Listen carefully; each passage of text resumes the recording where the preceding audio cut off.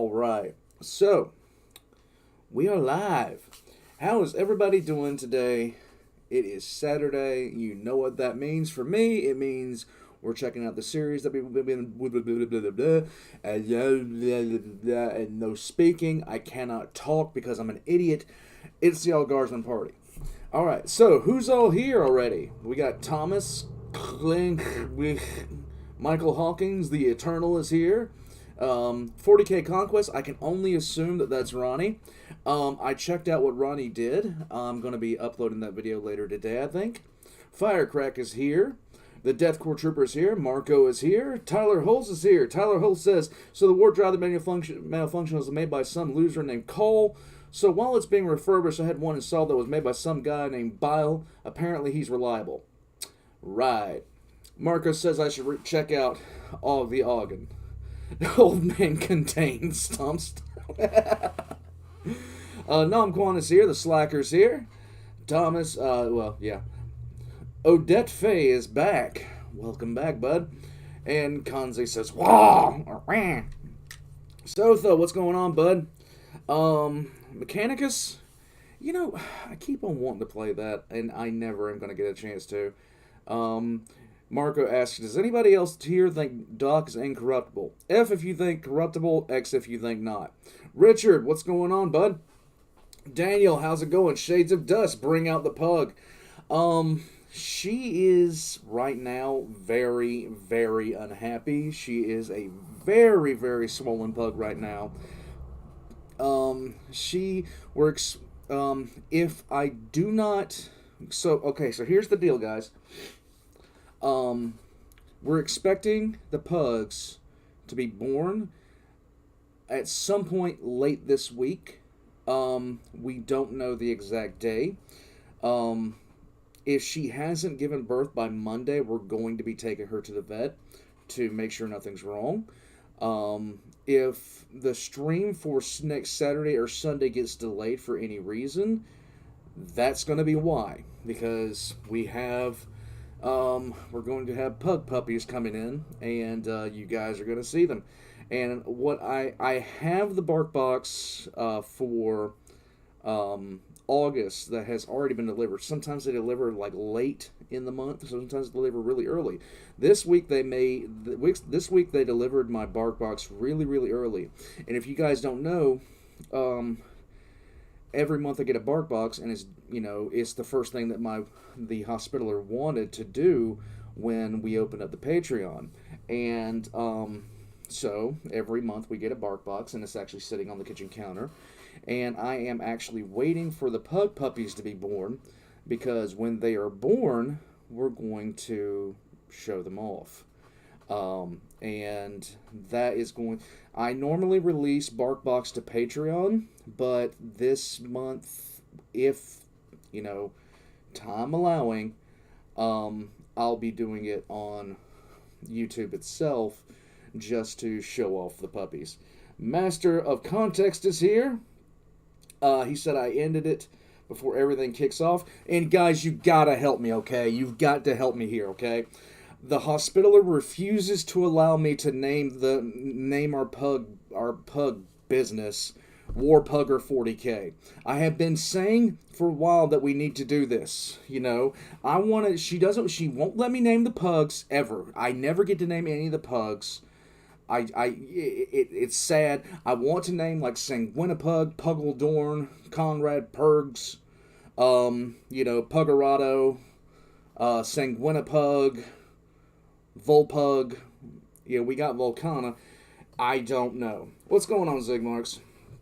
Yes, I will soon have tiny, angry puppies that are, they are going to be very, very angro puppies. But, Angpug. Yeah, it's a lot. It's going to be a lot. If the hospitaler wakes up and the pug is in, I tried to see how the pug was doing earlier today, and she just looked up at me like, if you pick me up, I will kill you. Thank you, Daniel. Star Wars versus 40K theory. Now that the end of the Axiom has come, I think the Imperium will win as they are now losing, and the laws of storytelling demand the underdog make a comeback. 40k people aren't allowed to have nice things. This is true.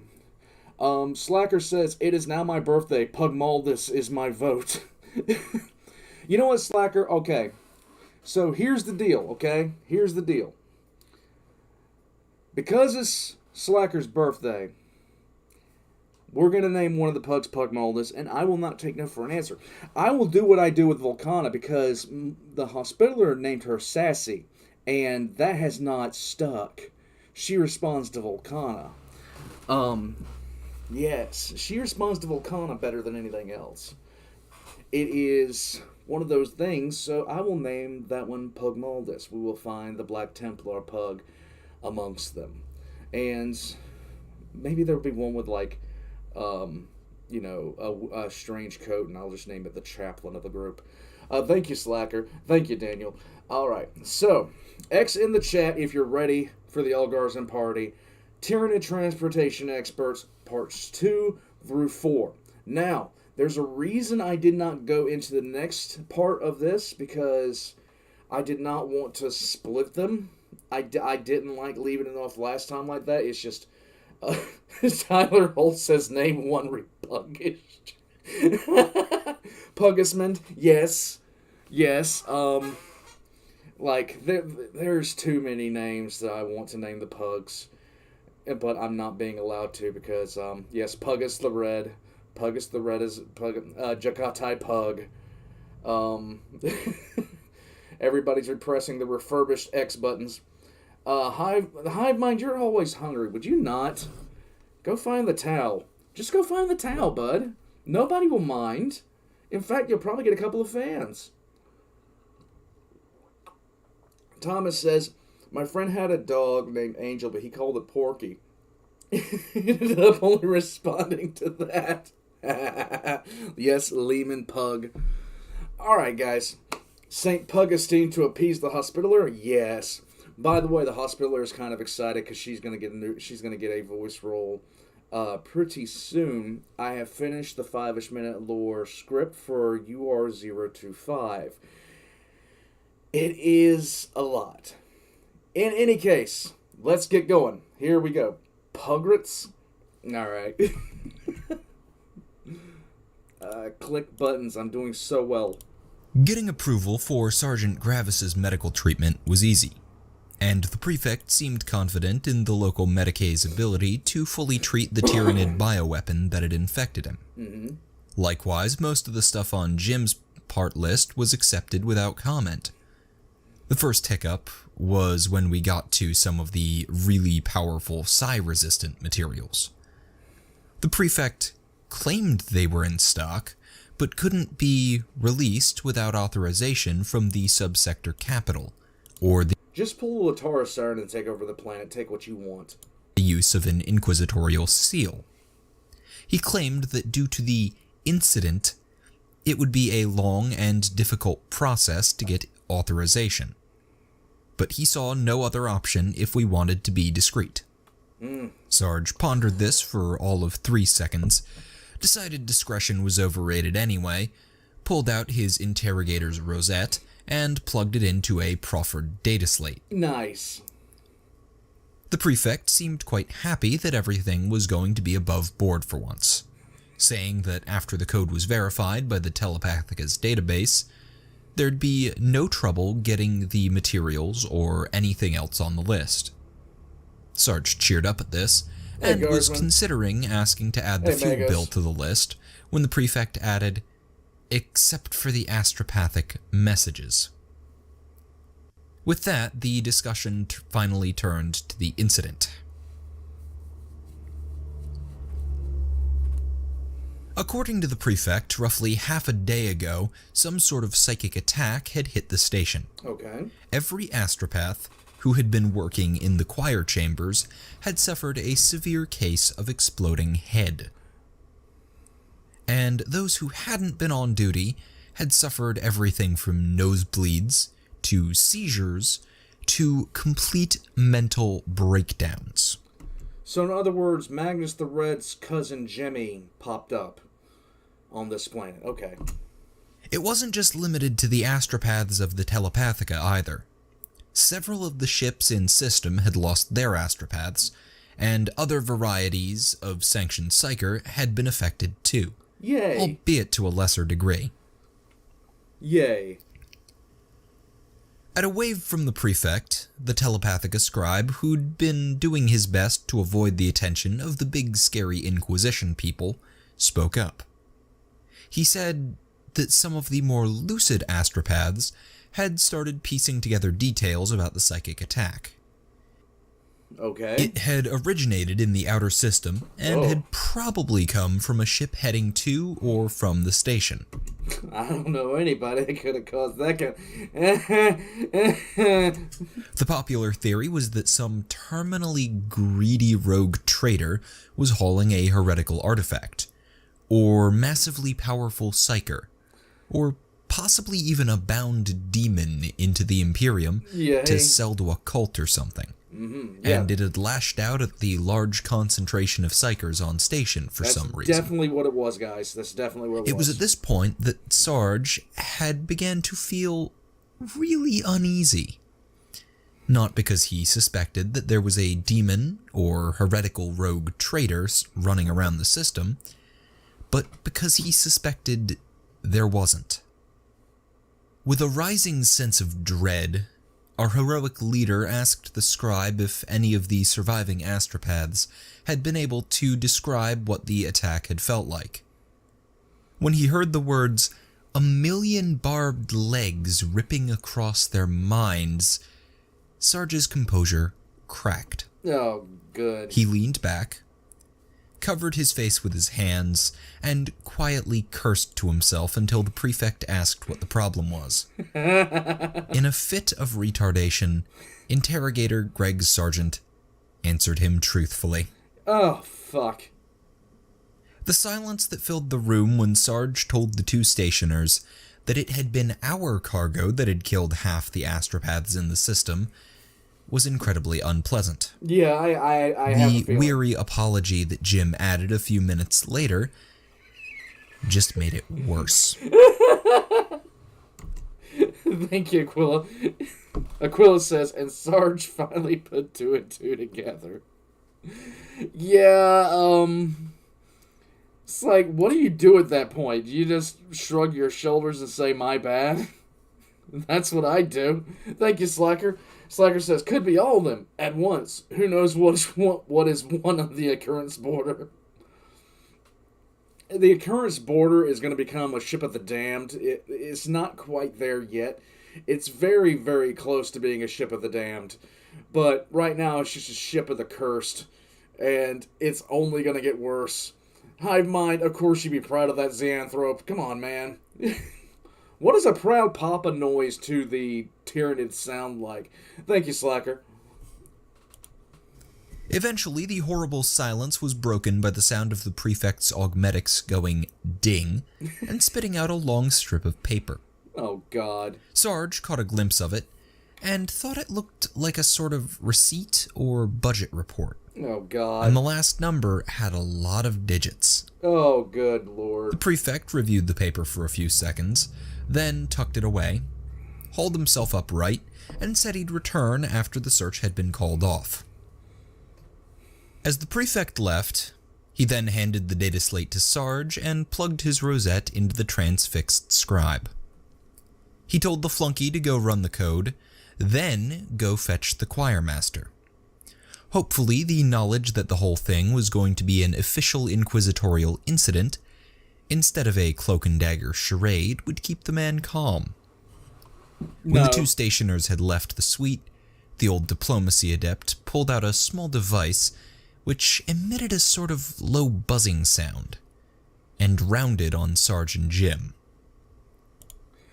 Oh, no. Thank you, Arnux. He says, great work on A Commissar Story Part 3. Appreciate it, Dukes. I appreciate it. I am in process of writing 4, and I actually stopped doing that to come do the stream. I'm hoping that you guys enjoy the next part. It's going to be fun.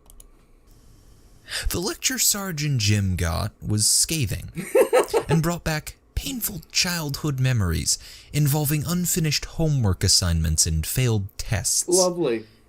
It started with the importance of never admitting fault and maintaining at least the appearance of competence, and then shifted into a general lecture on how to react to a diplomatic crisis.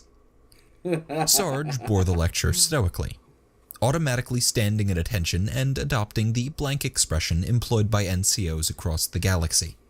This is true. This is actually true. The amount of ass chewings I got when I was in the military was, like, just by far and large, it was there. And when that happens, you just affect a look of that you're not there mentally, and that seems to suffice for everything. His only movement during the whole thing was to put his comm on mute when the rest of us figured out what was going on and started snickering. Jim just turned his ears off after the first minute. Mm-hmm. After what felt to Sarge like half a millennium, the old diplomat's lecture concluded with a bitter comment about how, on top of everything else, the scribe had run to the choir master on his way out to verify our identity. Sarge blinked as the diplomat detailed how the head astropath was too angry to even form coherent sentences. Lovely! And had either punched a hole through a wall or severely broken his hand. The latter. After a thoughtful pause, Sarge asked the adept how exactly he knew this, and got a pithy reply about diplomacy being as much about listening as talking. It took Sarge and Jim a little while to figure out what was going on, mostly because Jim had to be brought back up to speed after he'd turned his hearing back on, but they worked it out eventually. The old diplomacy adept admitted that he'd placed bugs on both the scribe and the prefect. Also, he'd planted a few discrete data uplinks too. Okay. So assuming our cogitator adept hadn't been driven to complete distraction by Twitch, we probably had access to all unencrypted comm traffic on the station. It turned out that he was correct. When asked, the cogitator adept said he had the network cracked completely open. Additionally, he'd be able to get into the security cameras if someone could please convince Twitch to just sit down and watch the Skull's feeds instead of badgering him about changing their patrol routes every 10 seconds. Sarge, who was somewhat grumpy about not being informed of all the spy stuff beforehand, told Twitch to sit down and shut up, and demanded to be kept up to date on what the prefect and the choir master were doing. So, Sarge sat there, listening to reports, learning that the choir master had taken the scribe's data slate and had gone off to verify our inquisitorial credentials personally, and the prefect was still in the process of standing down the station's defenders with the aid of the recently arrived president of the Shipmasters Union. Okay. Meanwhile, Doc had finished looting everything of value from the storage bay that Gravis had been shuffled into, and had taken over the Space Marine's treatment while Sister Valerie went to have a word with the station's head Medicae about how long the wait had been. Doc made her promise not to start a fight, or refer to the wounded astropaths as warp-tainted mutants. Back on the occurrence border, Twitch had grumpily followed Sarge's orders and was watching as the cogitator adept began pulling in vid feeds from the station. Soon, every screen in the room was filled, either by a feed from the station or one from the suicide skulls. For a brief moment, Twitch felt like he'd become a god. Between the vid feed from the station and the ones from his suicide skulls, he could see everything. Twitch could see the corridors around the dock, some of them filled with busy people, others sealed and empty. He could see crewmen hauling goods in and out from the docking bay, and the captain arguing over price with a harassed-looking stationer. He could see Fio working diligently in the Psyker holding cells, and trying to ignore the way the zoanthrope's metal-plated face seemed to follow him despite the stasis field. He could even see Nubby, Tink, and Amy as they checked various seedy bars for their black market contact. For the first time in years, Twitch's paranoia faded away as it was replaced by an overwhelming feel of control. It lasted all of 15 seconds, and then something Please tell me he sees an orc. Please tell me he sees an orc. Tyler says, will there be a reference to one of the... there will be a reference to one of the greatest movies soon, so watch out for it. 40K Conquest, a.k.a. Ronnie, says, in the military, if you're being yelled at and they have you sign a paper that says they yelled at you, you're not in trouble. If there's no paper, you're going to hate life.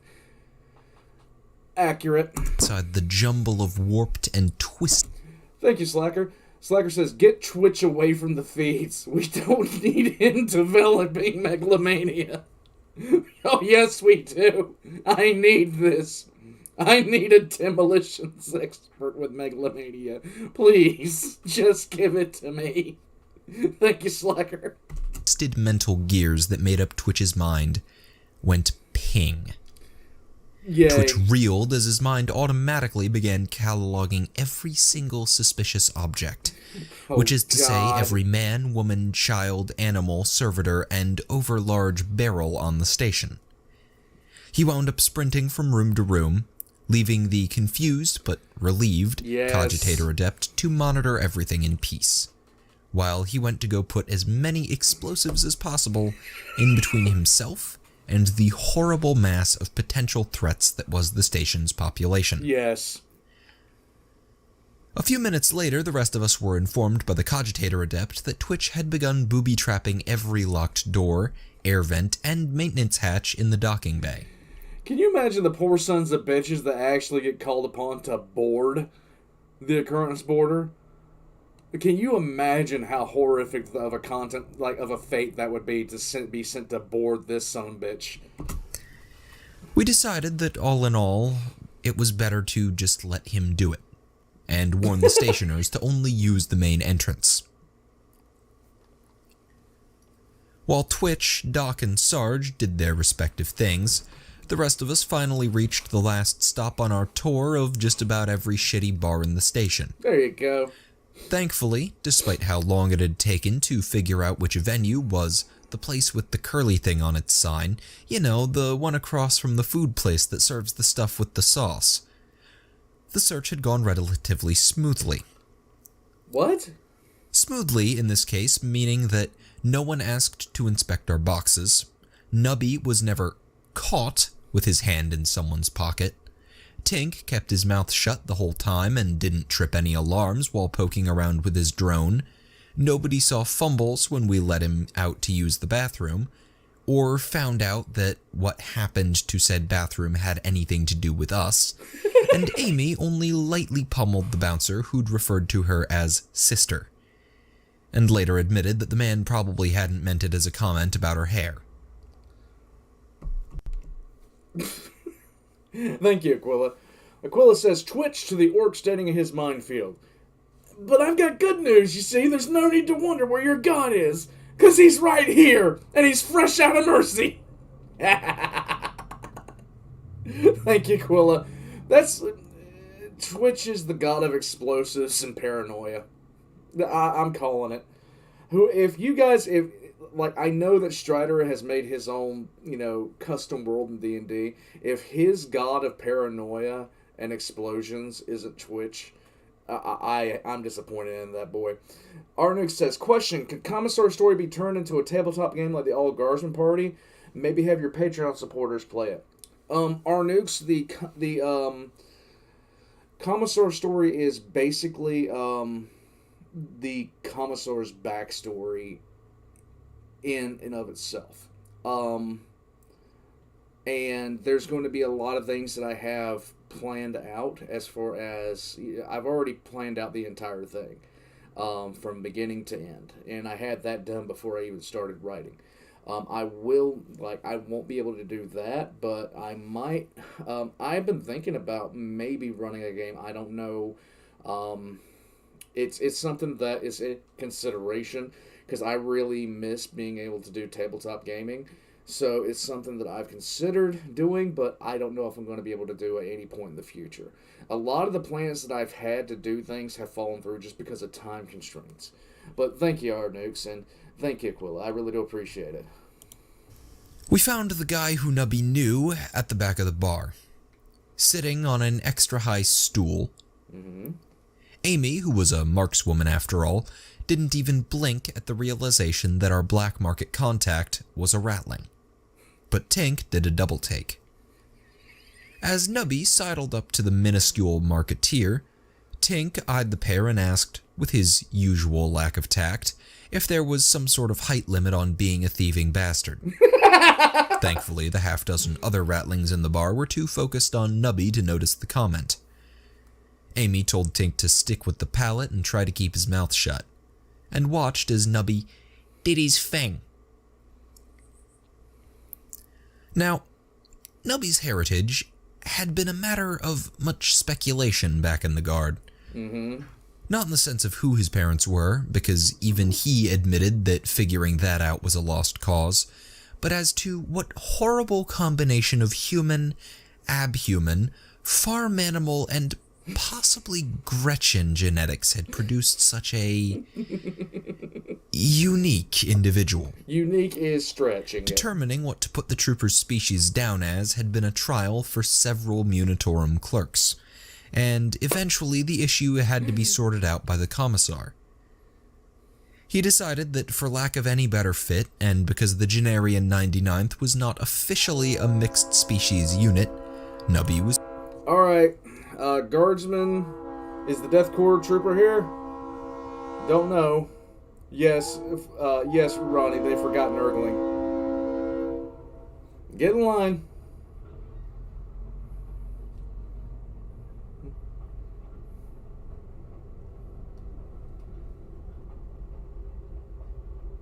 Squats are inbound. Here we go.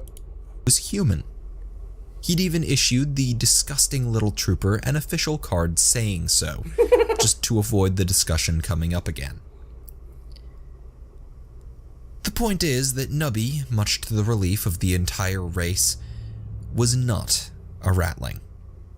Despite, or perhaps because of this, Nubby had always gotten on very well with the little buggers. And this case was no exception. Okay. After a bit of amiable chatter, the marketeer and a few of his half-pint bodyguards led us off to a discreet warehouse to talk business.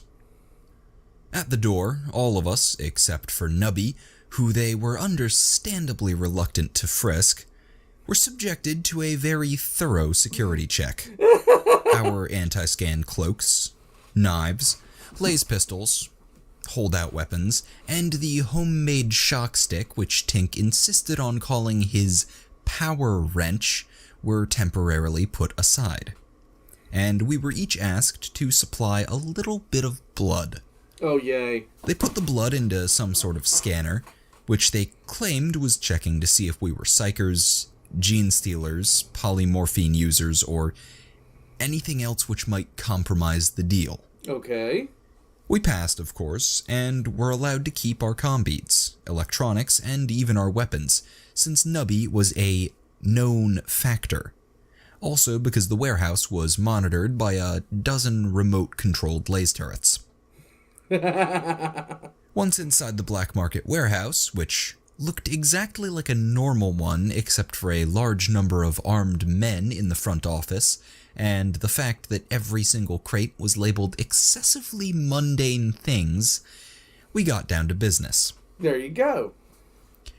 At Nubby's signal, we started by opening a few of our crates of recreational materials and military surplus to convey that we were rather serious. Oh, God. And then handed over our shopping list. The change in the marketeer's demeanor as he reached the more esoteric items on our list was remarkable. He went from stereotypical jovial ratling to serious and slightly nervous businessman in seconds. It's not a joins and at the Rumble Tum Tum Farm right now, is it, guys? And ordered his refurbished Rumble Tum Tum Farm retinue and the warehouse's workers out. Once the room was clear, what had to be the most vicious bout of haggling in the history of the Imperium started. Despite possessing the charisma and odor of a weak-dead grox on a hot day, Nubby's deep familiarity with all aspects of criminality and his ability to wheedle, whine, importune, and blatantly lie had always served him well when it came to back-alley negotiations. The Ratling wasn't a slouch when it came to haggling either, and responded with an equal amount of cunning viciousness. Amy and Tink were both taken aback by the ferocity of this argument, which seemed barely short of homicidal. But as it continued without either Nubby or the Marketeer trying to kill each other, the two troopers adjusted to the situation and even tried to lend Nubby a hand in his negotiations when they thought they understood his plan. They failed abysmally, of course. Right. Between their actually insulting insults, miscalculated threats, and lack of knowledge as to how the value of goods changed after they'd fallen off the back of a shuttle, Amy and Tink put such a dent in Nubby's progress that negotiations had to be temporarily paused. Once Tink and Amy had been relegated to helping the sole cargo servitor that had remained in the room fetching boxes, the haggling resumed. Crate after crate of narcotics, dubiously acquired valuables, and those well-made and untraceable small arms the Inquisition issued were exchanged for Xenos-made circuits, tools, and materials. Nubby. Oh my god. At first, it seemed like our supply of illicit goods was going to run short before we had everything on Tink and Fio's list. But as the negotiations continued, the Marketeer became more and more relaxed and generous with his exchanges. Good. A careful observer might have noticed that the change in the Ratling's attitude seemed linked to how much time he spent within 20 meters of the cargo pallet, and how Nubby, Amy, and Tink tended to stay away from said pallet. This was, of course, what Nubby had wanted Fumbles for.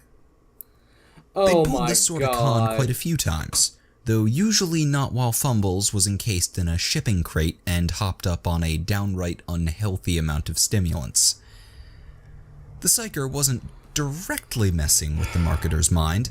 That'd be too obvious to any observers, as well as the Marketeer himself, when he walked out of range. And honestly, we didn't trust Fumbles to do that sort of thing for any length of time without something exploding. Instead, the little Psyker was just sitting there, concentrating on thinking calm and happy thoughts, and letting his aura do the rest. With Fumbles' help, we made it down to the last item on our shopping list with 2 crates, not counting Fumbles' and our other backup crate, still unopened. Unfortunately, that last item was a sticking point.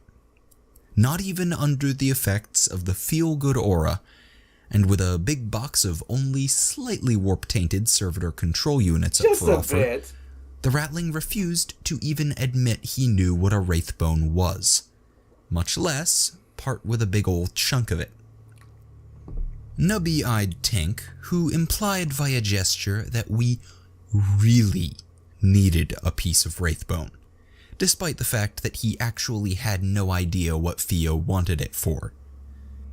With a pained mutter about how he'd been intending to save it for his retirement, Nubby cracked open our last non-emergency crate. Amy swore, Tink let out a jealous sigh, and the Marketeer's jaw dropped halfway to the floor as Nubby drew out a master-crafted power sword larger than he was, and bearing a crossed scythe sigil on its crossguard. Oh my god! In the silence that followed, Nubby, teetering under the weight of the sword, asked the Ratling if he was sure he didn't have any Wrathbone in stock. Airlock Nubby! Oh my god! Airlock this son of a bitch! X in the chat to airlock Nubby. Nearly a kilometer away, Sarge's NCO senses tingled. and he was seized by the feeling that something had just happened that he was going to be very angry about. No shit! He didn't have any time to dwell on this feeling, though, because right then the Cogitator Adept calmed in to say that a huge amount of traffic had just hit the station's net. He didn't mention what was actually being said, though, and when... Slacker, thank you. Slacker says, airlock that fracker. Airlock him while in the warp. Oh my god. Oh my god. He just traded a sergeant of the Emperor-size Space Marine chapter's power sword to the black market. When Just Sarge what asked, the hell? the Cogitator Adept responded with a bunch of techno-jargon. So Sarge told Jim to handle it and turned to the Diplomacy Adept, who'd gone all fidgety. When Sarge asked what the problem was, the old diplomat revealed that the choir master had finally re-entered the range of his bugs, and was absolutely enraged with the prefect, as well as the scribe and the president of the Shipmasters Union. So far, all the yelling had been about talking to us without him being present and other unilateral decisions, but the Adept was sure there was some other cause, and promised to keep Sarge up to date. Yeah, tell her the owner of that power sword's getting refurbished Back down now. in the warehouse, the miniature marketeer had recovered from his shock and was inspecting the quality of the power sword. While Nubby chattered at him from just outside Fumble's radius, behind them, Amy and Tink dug out the small crate labeled Talc 10 kilograms the Ratling had directed them to, and complained at each other. Amy was in the middle of telling Tink, who was too busy whining about how much he'd wanted to disassemble that sword to even pretend to listen, that Sarge was going to blame her for this. Yes, Sarge's going to blame everyone for this. When she noticed the Ratling freeze. After a quick kick to his shin, Tink noticed too, checked the screen of his drone controller, and gave Amy a thumbs up. As Amy and Tink came over to see what the problem was, Nubby finally realized that the marketeer wasn't listening to his list of things he'd accept as change for Gravis's power sword and the control units. You know, since they were obviously worth way more than a spooky chunk of rock. Right. He sidled up to the frozen marketeer and tapped him on the shoulder. The Ratling spun around, still gripping the sword, and Nubby jumped back with a little scream as the movement triggered a very painful memory. This in turn set off the Ratling, who held the sword out in front of him like a shield, and hastily began backing up and gibbering about the need to use the bathroom. We all watched as our black market contact ran out of the room and slammed the door behind him. Oh, shit. Amy let out a pained sigh and asked Nubby if there was any chance the Ratling would be coming back. No. Or could at least be convinced to return the power sword before trying to kill us. No. Nubby just cackled and began divvying out our big boy guns from one of the remaining boxes, while Fumbles burst from the other, began shouting about how we were all going to die, and immediately face-planted as his still-asleep legs betrayed him. Amy caught her rifle and casually headshot the warehouse's cargo servitor. Lovely. Then sighed again and activated her comm bead. Sarge. Oh, God, why? Why does Nubby do things? Why does Nubby do anything? Here we go, part 3. His response to the news that Nubby's black market deal was about to turn into a shootout was nowhere near as sarcastic as Amy had anticipated. This was because her report was interrupted by Jim and the Cogitator Adept discovering that the source of all the chatter on the station's net was a massive bounty that had just been placed on all crew members of the Occurrence border by the Astra Telepathica. This worrying news was interrupted in turn by the Diplomacy Adept's report that the choir master had just declared our inquisitorial credentials to be completely falsified, and was in the process of convincing the other station leaders to sick everything they had on us. That last bit of bad news came as a surprise, because we knew that Sarge's rosette was genuine, and there was no way it could have just malfunctioned either. Inquisitorial rosettes and the verification databases are built to last. Right. That meant this wasn't some sort of accident. Right. The choirmaster had obviously come unhinged and was out for vengeance. Yes. I mean, it was sort of understandable. He'd just had his brain half fried by a psychic blast, which had also killed a whole bunch of the closest thing he had to a family. And the whole thing was technically our fault. Technically. Justifications aside, though, after he ran our credentials, he must have decided that he didn't like the answer. Or he might not have even bothered checking at all.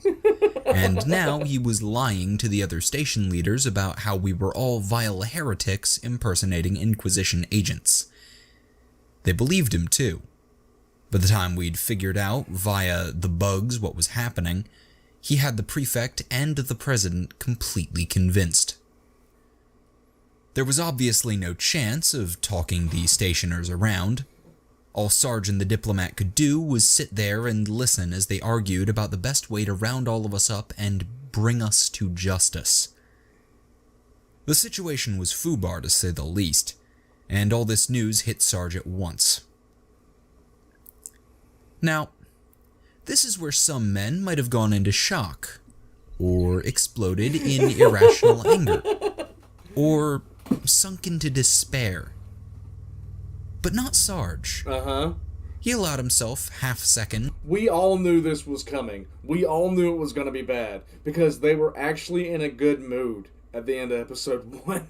Of ironic satisfaction at the way his cynicism had once again been justified, then removed that stupid inquisitorial hat and started belting out orders.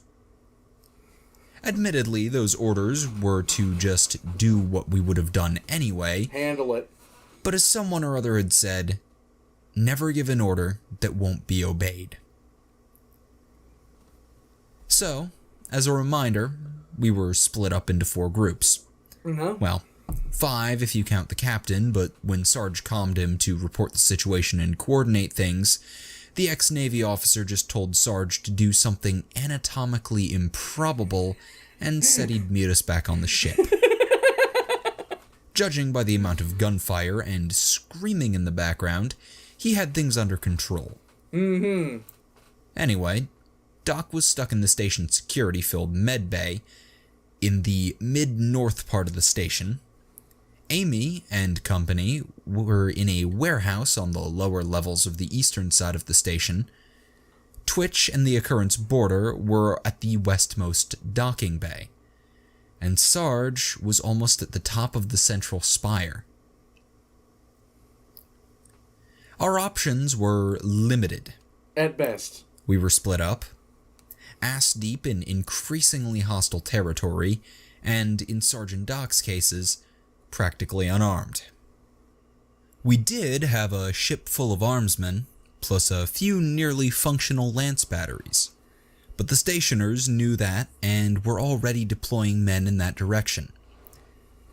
We were far too...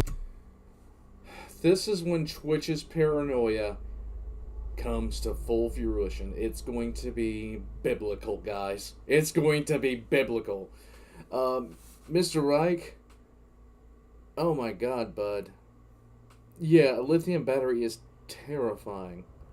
I hate to hear that, dude. I scrolled up a little bit to see what you were saying.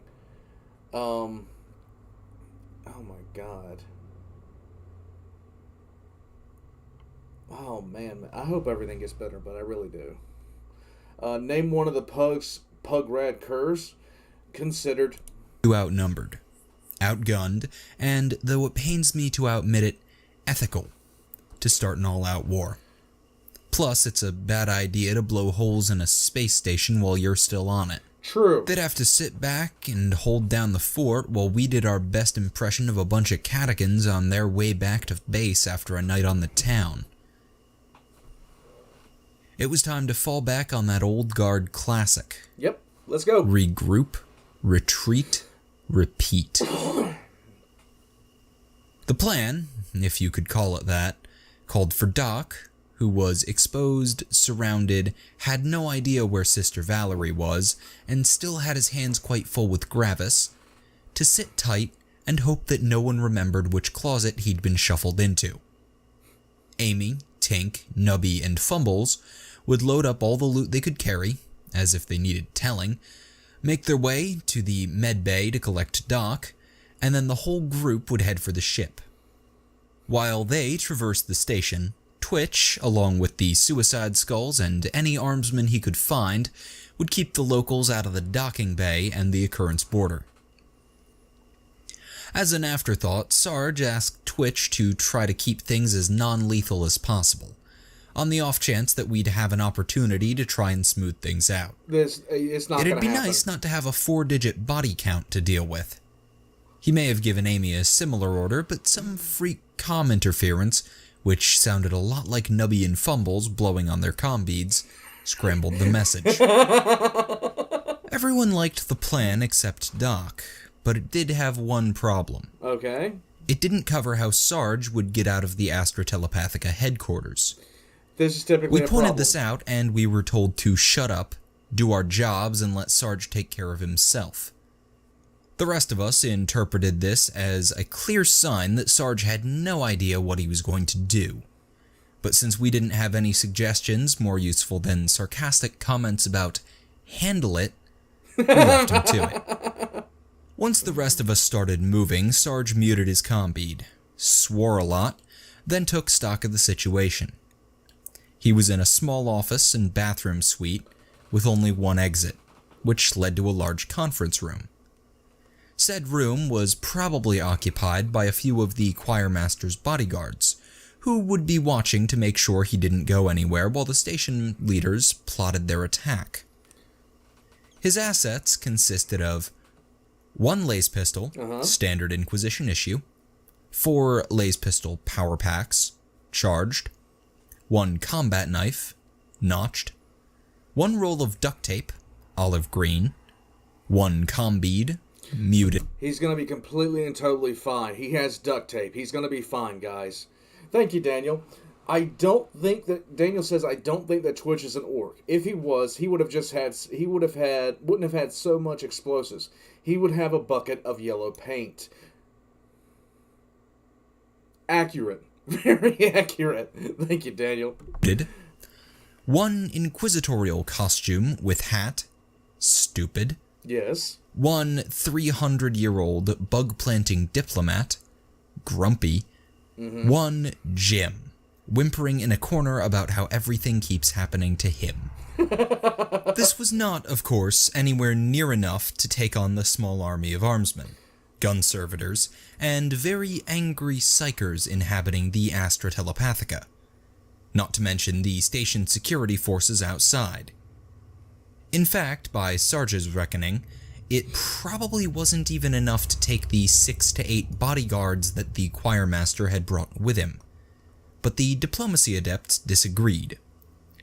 The aging diplomat drew an ornate las pistol from his robes and suggested taking the station's leadership hostage while they were still only a few rooms away. When Sarge just stared at him, he explained that with sufficient leverage, it'd be easy to reopen negotiations and smooth everything over.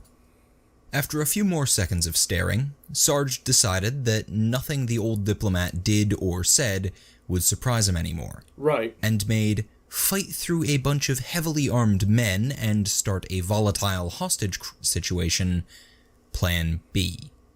Which is a good idea.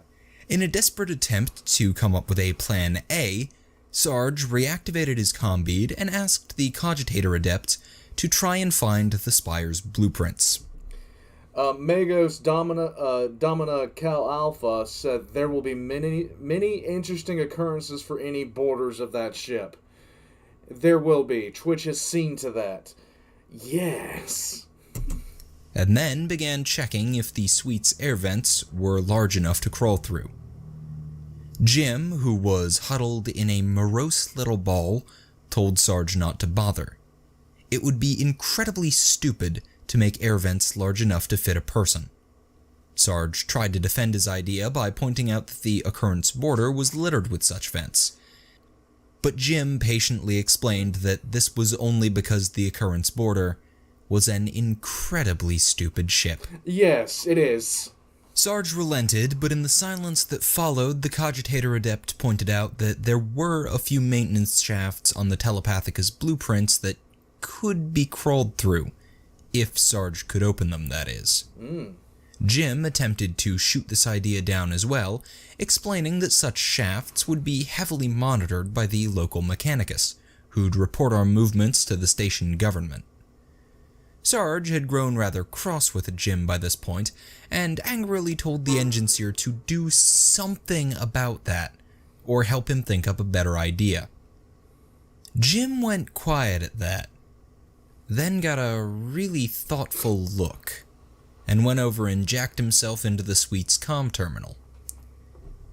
He didn't respond when asked what he was doing, so Sarge assumed it was something important, and decided to focus on keeping the suite secure until Jim finished whatever it was. Way down in the black market warehouse, Amy and Tink put the finishing touches on the cargo pallet. Said pallet looked nothing like the one that had left the occurrence border. For one thing, it was much fuller than it used to be.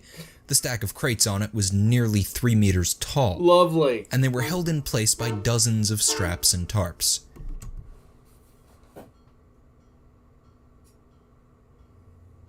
Smaller train going by, guys. Yes, Tyler, the occurrence border is a masterpiece of naval ingenuity. Refurbished. Naval ingenuity. Because this was far more weight than the pallet could handle, or anyone wanted to push, a few grav plates had been scrounged from the warehouse by Nubby, and more or less randomly strapped on. Oh my god. Finally, the treaded bottom half of the warehouse's cargo servitor had been fastened on as an incredibly grisly external motor. The thing looked horrible. With a coat of red paint and a few stubbers, you could pass it off as an orc track. But it handled surprisingly well.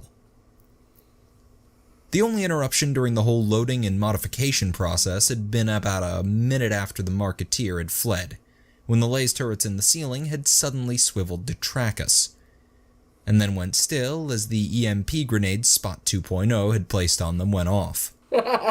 There'd been no other attempts to kill us, partially because Tink had used his heavily modified plasma gun to weld the warehouse doors shut. Nice. But mostly because of fumbles. The hyped-up psyker spent the whole time jittering back and forth in front of the main entrance, emanating all sorts of mental unpleasantness at anyone who got near it. He claimed that after the third time the Ratlings had lost their nerves, they'd decided that since they had all the warehouse's exits covered, they could spare the time to call in a few teams of disposable biggins to tackle the scary guardsmen for them. There you go. The major flaw in their plan was that we had the aforementioned heavily modded plasma gun, and no intention of leaving via the doors. After a quick call to the cogitator adept to pinpoint a hallway below us, Tink set his plasma gun to cut, and added an exit ramp to the black market warehouse. He did a very good job of it too, managing to pick a section that didn't have any water or sewage pipes and was long enough for the ramp to come down a nice, gentle 20 degrees. Honestly, Tink did such a good job that the Ratlings should have paid us for adding the exit ramp. It was real professional work, and we made sure to point that out in the note. We left a note for the Marketeer because honestly, we felt a little bad about how things had turned out. We really hadn't intended to rip off anyone. I mean, sure, No, you can't say that with Nubby in your party. You had every intention of ripping somebody off. We'd snuck in a psyker, a stealth Refurbished drone, architecture. and enough weapons to kill anyone who argued with us, but that was just reasonable precautions. We'd had every intention of playing things straight with them, or at least only moderately crooked. Just a little bit. The point is, we understood that their attempt to betray us was because of the whole telepathica thing, not something personal, and Nubby really wanted to keep doing business with them after this was all cleared up. It's just so business, while nothing Tink personal. worked, Nubby put together a little note explaining how there were no hard feelings, and that we were only taking a reasonable 73% trying to kill us penalty. It should be noted that this rather precise percentage wasn't some arcane black market custom. It was just the amount of stuff we were able to fit onto the pallet. Anyway, the penalty took the form of a few things that Jim had been intending to get from the administratum, plus a few of our own crates. At Amy's insistence, these did not include the damned, literally in this case, servitor control units, or any of the other stuff Nubby had kept in the Cogtane crater room. Those would be someone else's problem. Yep, let him have it. When Tink was finished, we taped the note to what was left of the cargo servitor, gathered up fumbles, and got the hell out of there. Our trip through the station was shockingly swift, stealthy, and professional. At least for certain values of stealthy and professional. But there's no debating the swift part, or the shocking part for that matter, since our dismembered servitor propulsion system was capable of pushing the loot pallet at speeds best described as unsafe. We piled onto it and sped through the corridors like a bunch of drunken guardsmen on leave. Thanks to the maps provided by the Cogitator Adept, the scouting abilities of Spot the Wonder Drone, and a plasma gun-enabled disregard for inconveniently placed doors and walls, we took a very direct and underpopulated route to the medbay. That's not to say we didn't run into anyone on our trip, but thanks to Spot and Fumbles, we generally saw them before they saw us. Good. We managed to avoid or sneak by a few potential witnesses, as well as some mercs and security officers. Others were handled by sucker punches and the application of Tink's not actually a power weapon power wrench. Right. When that wasn't an option, we had Fumbles cloak us, or edit a few memories, though sometimes this didn't work either, and a more efficient approach was called for. Violence was only our last resort, mind you. It's not like we were some sort of high-speed murder barge shooting down the station's corridors with no regard for collateral damage, innocent lives, or speed limits. At least not most of the time. Right.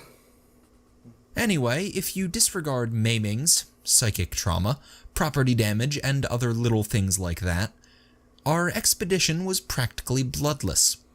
Which is to say that there were definitely under 10 deaths. And most of those were mercs and bounty hunters. Oh my god. And everyone knows they don't really count.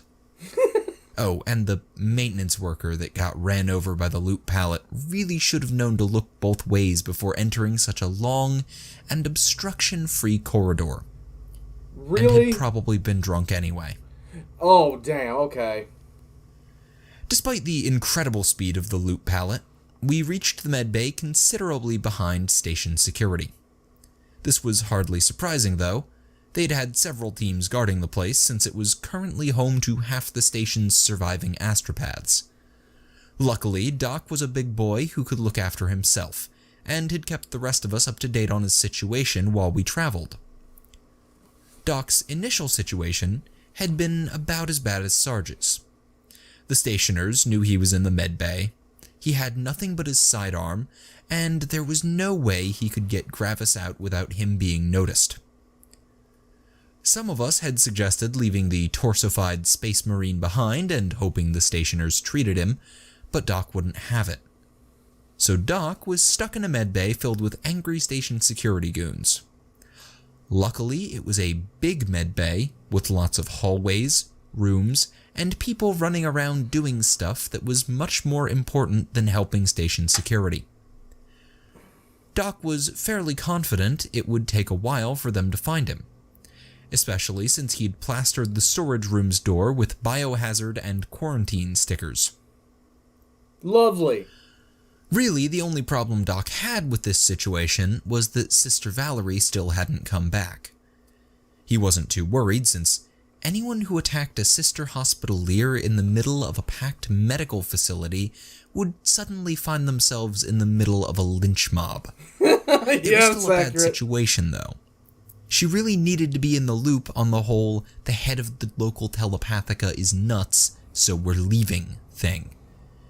After cursing at himself for a while and promising that next time he'd give her a comm bead, Doc sent his 2 assisting nurses, who were practically indistinguishable from the stationer's staff, out to find Valerie while he took care of Gravis and the life support machinery himself. A few minutes later, the first nurse came back with 2 station security guards in tow. Doc was not amused. The only reason... Why? What? Oh my god. Alright, so... the whole station's in a significant ragey mood right now. I fully anticipate the second this after action report gets back to Dr. Oak, the astropaths at this station are going to find themselves regretting everything. And I mean everything they've ever done in their lives.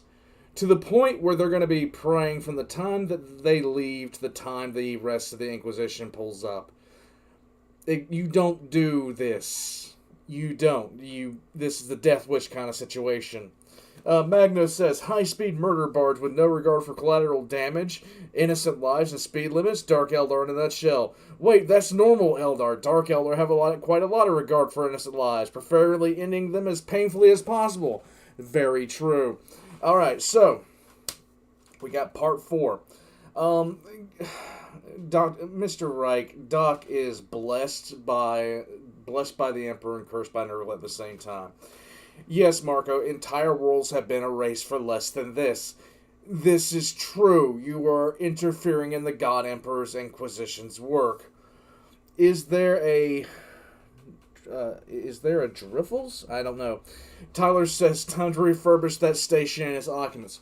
Very true. Okay, guys, I'm still dealing with residual problems with this ear. I'm going to go put some pain drops in it because right now it's about to drive me nuts. If you see me, I've been reaching up, rubbing this ear right here. Everybody get popcorn, go take a tinkle. We'll be back for part 4, okay? Sarge needs to learn that anything under a second white exterminatus is just filed under collateral damage. This is true. Alright, guys, I will be right back. And in fact, Doc didn't... Ow. In fact, I'm just going to leave the camera on. So, I'll see you guys in about 5 minutes. So, I'll be back, definitely starting back up at 107. Here we go, guys. See you in a minute.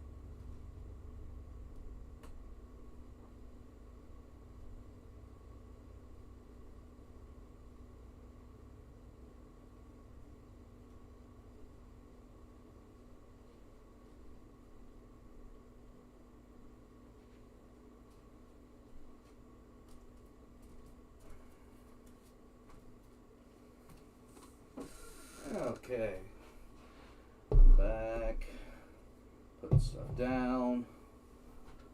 All right.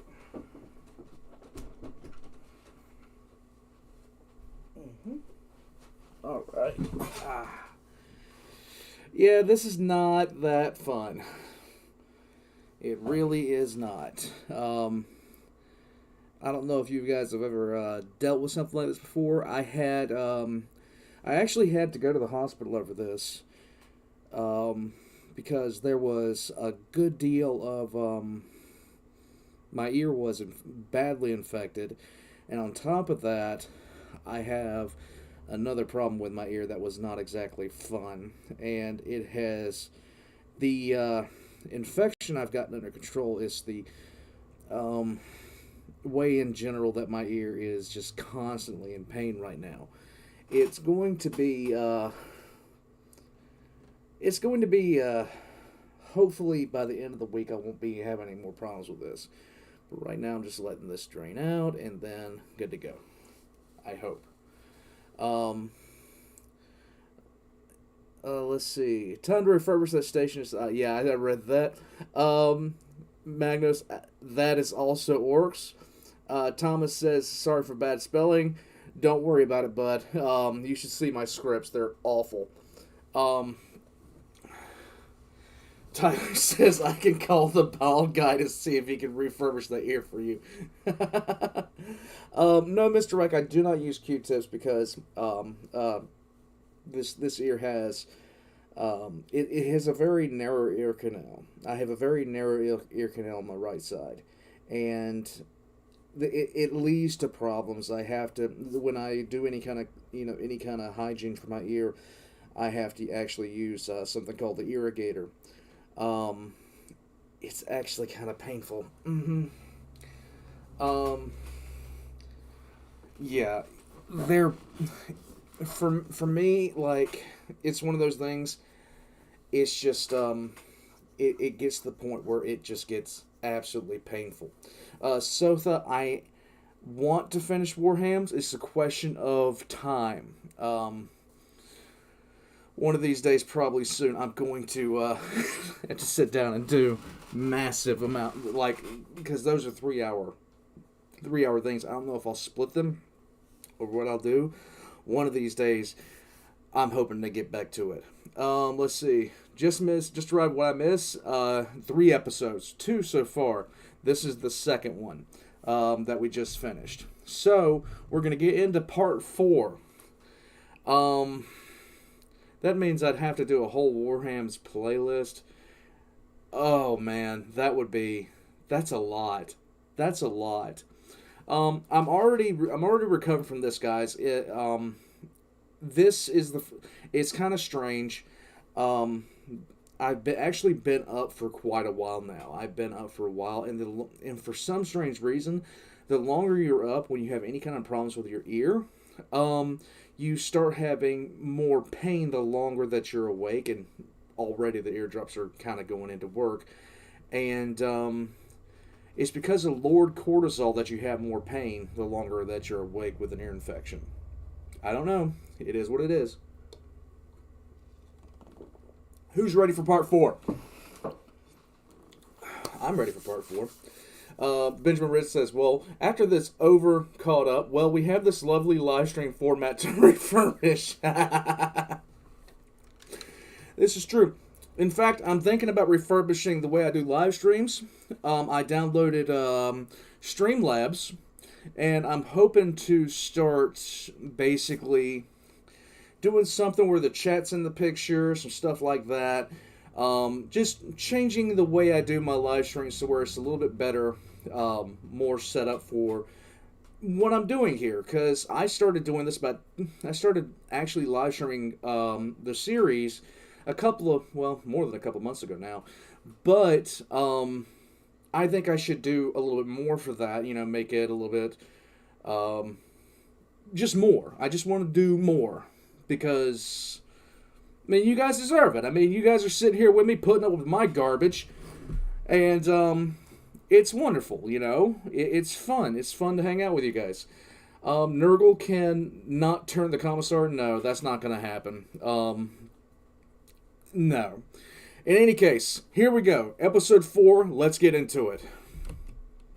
And immediately panic and do something stupid was that Gravis chose that exact moment to try and die again. No, come on. The nurse ran over to assist, and Doc began barking orders at, for lack of anyone else, the 2 security officers. Now, Doc may not have been a real doctor, but he'd gotten quite good at keeping Sergeant Gravis alive over the last few weeks, and that medical confidence infused his voice with doctorly gravitas. The 2 security officers stood there in shock for a second, and then, compelled by the voice of medical authority and the sight of an honest-to-the-Emperor's space marine, well, half of one, lying on the table, they lowered their weapons and began helping too. Now, in an ideal galaxy, after they helped him save Gravis, Doc would have sent the 2 security goons off on some pointless errand. Right. And they would have spent hours running around looking for a can of headlight fluid or elbow grease before remembering that they were supposed to be arresting him. ID-10 Tango, left-handed wrench, can of steam, can of Alpha 1 Romeo, liquid bulkhead remover. I can think of some things to send him for. What actually happened, though, was that halfway through the procedure, a whole mob of people burst into the storage room. Nice. Only 3 of the intruders were security grunts.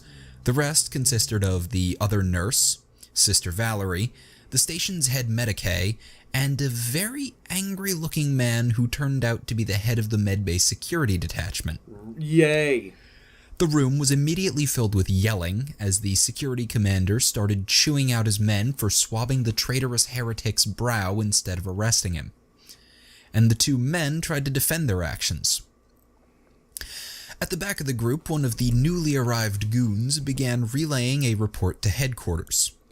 Also, there is a fucking space marine on the table that this guy's keeping alive. Oh man, like, you're pissing off the Inquisition and the Space Marines. This station is doing remarkably well in the people you don't piss off department. Another called for backup from one of the search parties. The 3rd goon was stuck trying to placate the head medicay and Sister Valerie, who were angrily demanding to know what all this talk of heretics and arresting was about. After half a minute of trying to get information out of the low-level security officer, Sister Valerie turned to the irate commander and tapped him on the shoulder. The commander, who was still busy shouting at the men who'd been helping Doc, responded with a rather rude remark, then ignored her. This is what we in the Guard call a tactical error. Uh-huh. With a little huff of annoyance, Sister Valerie jammed an injector into the security commander's neck and stalked past him with her nurse in tow. Behind her, the commander rocked from side to side, then crumpled to the floor. In the silence that followed, Sister Valerie shooed Doc away from Gravis and said she'd take care of the Space Marine while Doc dealt with all this silliness.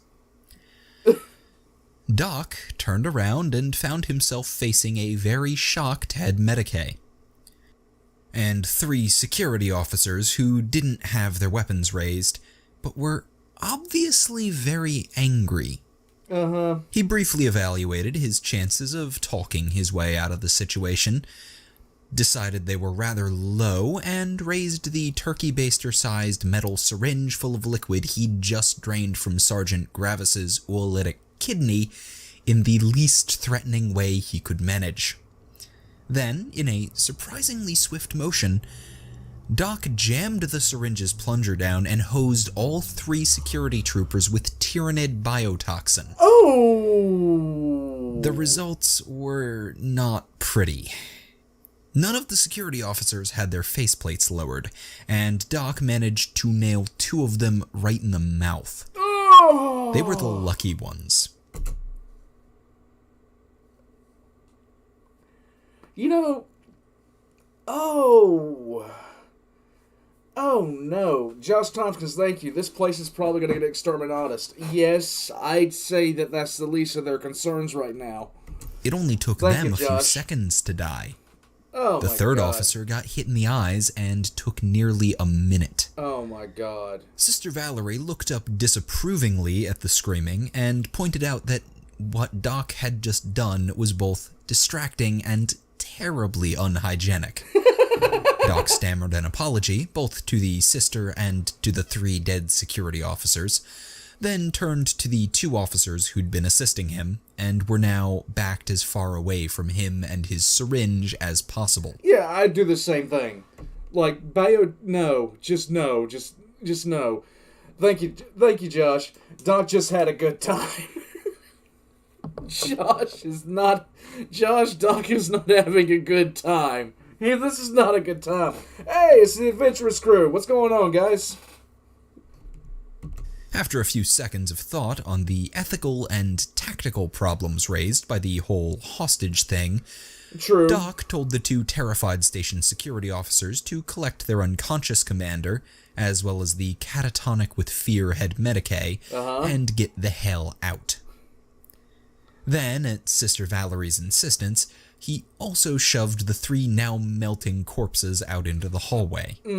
As an afterthought, he collected the dead officers' shotguns and ammo, set up a firing position using the sliding door and the sturdiest crate he could find, and thanked the Emperor that their storage room was at the end of a corridor. This is not a war crime yet, guys. It should be noted, just for posterity, that Doc did not actually stop to check what was in the crate he used for this barricade. That really wasn't his fault, though. Oh, God. He was very busy with defending the room. It was an innocent mistake, and the tribunal did clear him in the end. Anyway, as Doc worked, he did his best to bring Sister Valerie up to speed. She did not find the news that the astropaths had betrayed us surprising, and recommended purging them all in holy fire before we left. Doc made that agreeing but non-committal sound which comes naturally to all boyfriends. Yes. And skipped ahead to the part where they needed to pack everything up and hold out until backup arrived. Since by this point the security reinforcements had arrived and needed to be continually discouraged from advancing down the corridor, Doc was put on barricade duty, while Sister Valerie and her minions handled the packing and keeping Gravis alive. For the most part, between his entrenched position and natural kill zone, and his large supply of shotgun ammo, Doc didn't have much trouble holding off station security. In fact, it wasn't even what you'd really call holding off. Right. It was mostly a matter of popping a shot whenever someone peeked around a corner at the end of the hallway and shooting down the odd servo skull.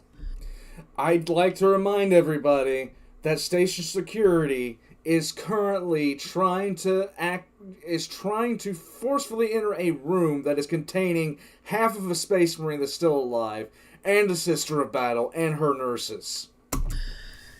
The security officers that had been guarding the med bay weren't die-hard soldiers, they were just a police force, and their willingness to die gloriously for their station was rather lacking. Especially after some of them tried to rush Doc using a makeshift boarding shield and got pegged with some homemade tox grenade. Really just a glass jar filled with more Tyrranid biotoxin. Oh my God. Seeing half a dozen of your more gung-ho comrades die screaming and melting can really sap a man's enthusiasm. Okay, so is it a war crime, guys? Is it a war crime at this point? X in the chat if you think Unfortunately, this is a war this happy state of affairs didn't quite last long enough. Right as Amy's team was drawing close to the medbay, and had switched from blitz to stealth mode, the stationers found their spines and launched another serious attack. Or, to be more precise, they found a pair of gun servitors. Oh yeah. We all heard Doc start swearing over the comms as the servitors opened up with a pair of heavy stubbers each, and started shambling up the hallway while something like a dozen security goons followed a few meters behind. Doc made a good showing by all accounts, but the odds were stacked too high against him, and he was forced to abandon his firing slit. As the servitors drew into close range, he took a gamble and used his last tox grenade. He got a bullet in the arm for his trouble, but at least it was after he threw the grenade. The jar of Tyrranid biotoxin hit his mark, and quickly turned both servitors' fleshy bits into mush. Ugh. Unfortunately, as the saying goes, if the enemy is in range, so are you. True. And several of the security troopers had brought concussion grenades. Oh no! The entire barrage of grenades went off directly in front of the door to the storage room. The shockwave bent the door inward, ragdolled Doc across the storage room, and left him pinned under the heavy crate he'd been using as a barricade. He was pretty definitely out of the fight at that point, but luckily, Sister Valerie was there to rescue his sorry ass. Now this is where things get a little fuzzy, because Doc was concussed, mostly deaf, bleeding both internally and externally, and is the very definition of a biased witness where his girlfriend is concerned. According to him, she calmly instructed her minions to finish packing, pulled the grenade off the mobile medical suite, and kneeled down in front of it. Then, head bowed in prayer, she extracted Sergeant Gravis's Astartes Mark 5B Godwin pattern bolter, and started glowing with the divine light of the Emperor. We know this next part was bullshit, because Sister Valerie couldn't carry a tune with a bloody wheelbarrow, and had actually been banned, very politely mind you, from participating in the choir during the Occurrence Border's morning services. But Doc was insistent that she rose to her feet, surrounded by a halo of divine light. I'm allergic to bullshit, guys. Thank you, Arnux. Inquisitors can't commit war crimes? Bullshit. I reference you to Cripman, I raise you $500 and beg you to try again. And started singing a battle hymn so divinely beautiful that it was painful. Then, a singing and a glowing like a blood... It was probably painful, because she was destroying something beautiful. Bloody angel, she walked over to the door and began mowing down wave after wave of security goons with Gravis's bolter. Now, we saw that hallway afterwards, and there definitely weren't enough bodies to constitute even a single wave. But we couldn't deny that she sure as hell shot the place to shit. She must have put at least 3 magazines of Astartes-sized bolt rounds down that hallway, though down really isn't the right word. The vast majority of the bolt craters we could see were along the corridor's walls, ceiling, floor, and somehow even the door behind her. She had about as much control over that weapon as a toddler trying to walk a Fenrisian wolf.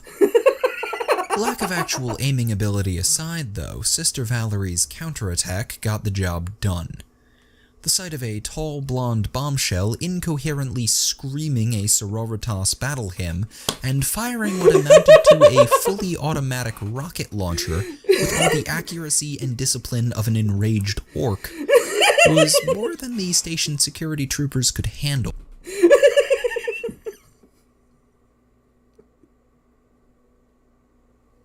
Let's go! Let's go! They ran for it, and when she kept 20 to intimidate, 1 to hit. Shooting, they ran some more. If the medbay hadn't already been evacuated by the head medicae, it would have been a lethal stampede. But as it was, the whole thing was just comical. The retreat ended with the whole cowardly lot sitting in the lobby, yelling at each other and trying to explain the situation to their superiors and the newly arrived reinforcements. Thank you, Arnux. Arnux says Cripman's plan worked. It did? It really did. What the hell? It really did. And Aquila says, it's pretty obvious why Doc fell for her. What a gal. What a swell gal. Truly a divine sight. Just know I don't need any more of this in my life. I don't need any more of this. Thank you, Aquila. Thank you, Arnux. Yeah, pissed off Hospitalier, something I'm very well acquainted with, guys. By this point, those of us who'd been in the warehouse had navigated into an unoccupied maintenance corridor adjacent to the lobby. We were performing recon using Spot 2.0 and fumbles. Seeing the idiots run out like there was a bloodthirster on their heels struck as hilarious. And it got even better when they told the reinforcements what had happened. In their terrified little minds, Doc had grown to be some kind of Nurglite mega-cultist. We caught phrases like, "What sort of hell plague melts bones?" "Turned a sister of battle into a demon host," and "came here to resurrect his plague marine master." It was good stuff. Yeah. Really lightened our moods. And on a more practical note, the horror stories had completely drained the security troopers' enthusiasm. Excellent. They pretty much unanimously decided to just defend the lobby and wait until one of the station's SWAT teams arrived. Oh, lovely. This was good news. Hey, are they going to have a cloaker? Let's go Payday 2 theme here. For Doc, who was in no condition to fend off another attack. But it left the rest of us with the problem of getting him out past 30-ish security troopers before the heavies arrived. Come on. Luckily, Sarge had sorted out his issues by then, and we were not forced to go with Tink's, or Emperor forbid, Nubby's proposed solutions. Sarge's defense of the office suite was not as exciting as Doc's desperate holdout. This was largely because the stationers knew Sarge was incredibly dangerous from the beginning, and didn't bother sending a few waves of poorly trained security officers to their deaths. Instead, they called for the station's best SWAT team, and set about fortifying the entire Telepathica headquarters to prevent any chance of escape or rescue. Okay, so far, let's just recap, because I see a comment by Ronnie. He says, how many Imperial factions did the space station piss off, and how many more can they do to this before they are in open rebellion against the Imperium? Technically, they already are. Let's see. You pissed off the Inquisition. You pissed off the Munitorum, because these are officially Guardsmen. You've pissed off the Sisters of Battle for firing on one of their people. You've pissed off the Space Marines. You've pissed off everybody. Good game. This station isn't going to exist. This sounded very bad to Sarge and the diplomacy adept, and they shared that opinion with Jim, who didn't respond except for fending Sarge off when he attempted to unjack the tech priest's mechadendrite from the comm terminal. There was a brief debate over whether he was okay, and if the try and cut into a maintenance shaft plan should be performed yet. Since the cogitator adept said that Jim was, for lack of a better word, talking with over 50 other tech priests, Sarge decided to keep waiting, and set about fortifying the two-room suite. Then, once he'd reached the point where the suite was as fortified as physically possible, he calmed Twitch for some advice. Then, Josh Tompkins says that they pissed off pretty much everyone short of the Mechanicus. Just give them time. Just give them time. And fortified it even more. At about the same time as Doc was wantonly employing Tyrranid bioweapons against 3 unsuspecting security officers, the SWAT team finally launched their assault. 8 men, armored in matte black, void-sealed carapace armor, and wielding the best automatic shotguns the Administratum could requisition, silently entered the main conference room and took up positions covering the door to the suite. One of them carefully opened the door's control panel, found the emergency override, and began counting down. At 0, the door slid open, but did not reveal the group of desperate heretics they'd been expecting. Instead, all that was on the other side of it was the sheer metal surface of the suite's table, and a lumpy object the size of a basketball, which had been wedged against the door, and fell into the main conference room as it opened. If the SWAT team had had time to inspect the object, they would have discovered that it consisted of 6 laser pistol power packs. Oh, shit. Every extraneous metal skull, buckle, and stud that Sarge could rip off of his inquisitorial costume, and a few layers of duct tape. They didn't have... A guy underneath the bridge says, at this rate, the station will never have existed. This is true. Thank you. Thank you, guy. Alright, Diclonius. Alright, so here's what happened.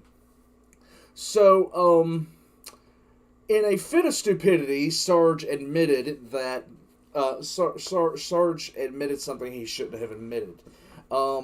Basically, the astropathic choir was devastated by the arrival of the occurrence boarder and their little passenger. So what wound up happening was a lot of the astropaths were dead, and the choir master of the astropathic choir took this personally. And when Sarge presented his rosette, and they went to go, confirm their identity, which should have not have taken more than 20 seconds, the astropathic choir leader decided to lie and say that the inquisitorial credentials they had provided were forgeries. That happened. And so they put a massive bounty on all of their heads, and they're trying to get back to the occurrence border to get out. It's been an adventure, buddy. It's been an adventure. I have time to inspect it, though, because half a second after it hit the floor, the improvised frag mine went off and killed half of them. On the far side of the massive pile of furniture, appliances, and bathroom fixtures that kept the table wedged against the door, Sarge felt incredibly relieved that the IED had worked like Twitch said it would. He raised his voice, and over the pained yelling of the two troopers who'd only been injured by the blast, Sarge told the survivors to bugger off. They responded by shooting the barricade a few times in a sort of desultory way, and then grabbed their wounded comrades and followed his advice. Now, if it had been a guard commander who'd just had his assault foiled like that, he would have said something like, after killing so many of my men, they must be low on ammo now. Let's try that again. And Sarge would have been in deep shit. Right. Fortunately, the people in charge were just civilians. And even better, they were a committee. When the SWAT team's survivors limped back to them, they sat down and had a nice lengthy debate about what to try next. Thank you, Slacker. Slacker says, "Station guards, we have 10,000 troops and mercs we can bring against you."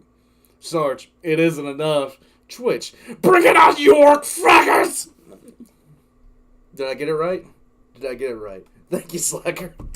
Sarge and the diplomat listened in as idea after idea was raised and vetoed, usually for boring reasons like immense potential risk to personnel and property. Do it, pussies. But occasionally there was something more interesting. Apparently, the stationers were having a little trouble with their comms and cogitators, and no one from the Mechanicus was returning their calls. Oh, no. Eventually, though, the committee reached a decision, and unfortunately, it was a pretty good one. The Telepathica knew enough about their own headquarters to get into the ventilation system without a tech priest's help, and the Shipmasters Union was able to furnish several canisters of sedative gas. Once Sarge and his heretical companions were incapacitated, they'd send in some men with lace cutters and rebreathers, and that would be that. Sarge immediately taped up every vent he could find, but did not feel especially confident in the ability of a single layer of duct tape to fend off a chemical attack. Oh, come on, duct tape does His everything. nerves began to fray as he overheard the gas being delivered, then sent off to be deployed, and Jim still hadn't moved.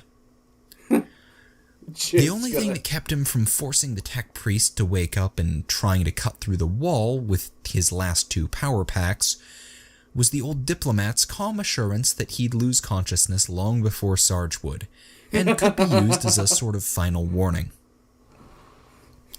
Slacker says we can add AdMech to the list of pissed off organizations. This station is screwed. Everyone on it is screwed. What are they gonna do?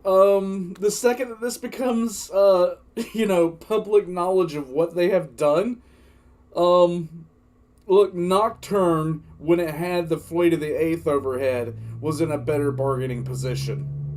Luckily, though it didn't seem so at the time, it never came to that. Right as the elderly adept started feeling woozy, Sarge noticed the telltale hum of a lace cutter, and a spot on the wall of the partially flooded bathroom began to glow. Sarge spared a few seconds to curse the stationers for not mentioning that the assault was starting within the bug's pickup range, then got ready to go down fighting. As a sort of afterthought, he gave Jim a whack upside the head, partially to try and wake him up, but mostly because he was rather angry with the engineer. Thank you, Slacker. Jim didn't snap awake, though. This was because he was already awake and was in the process of turning around when Sarge swung. The end result was Jim sitting on the floor, checking if his nose was broken, and calling Sarge some very unkind words. Sarge responded with a few choice insults of his own, but stopped when Jim pointed out that he was being very ungrateful for someone who'd just been rescued. When the lace cutter finished its work on the bathroom wall, the breach wasn't kicked open by a squad of heavily armed men. Instead, the precisely cut piece of metal drifted backwards, then disappeared up the red-lit shaft on the other side, revealing a small swarm of servo skulls. Yay. Sarge eyed the skulls with the special type of suspicion he reserved for anything that could be called good luck, but Jim assured him that they were friendly, and led the way into the shaft. As the engineer entered, the skulls swarmed around him and carefully lowered him down the shaft. Sarge noted that none of them had stuck around to lower him, hefted the woozy adept under an arm, and slowly began descending the ladder at the back of the shaft. Up above him, the few skulls began welding the shaft closed again. There you go. Good job. After a very long and slow climb, Sarge found himself in what was obviously a Mechanicus shrine, and flinched as he realized that he was surrounded on every side by tech priests. Oh, yay! The Cog Boys didn't seem hostile, though, so Sarge just stood still and tried not to look like someone who'd endorsed tech heresy in his subordinates. After a few seconds of motionlessness, Sarge noticed that none of the tech priests were actually looking at him, and followed their gazes to where Jim was chirping in binary at what had to be the local Majos. Jim's talk with the Majos went quickly, which was good, because Sarge was getting very tired of not being told what was going on. When Jim came over, Sarge got as far as, "Just what the hell did you..." before the old diplomat kicked him in the shin and suggested that he just let Jim take the lead.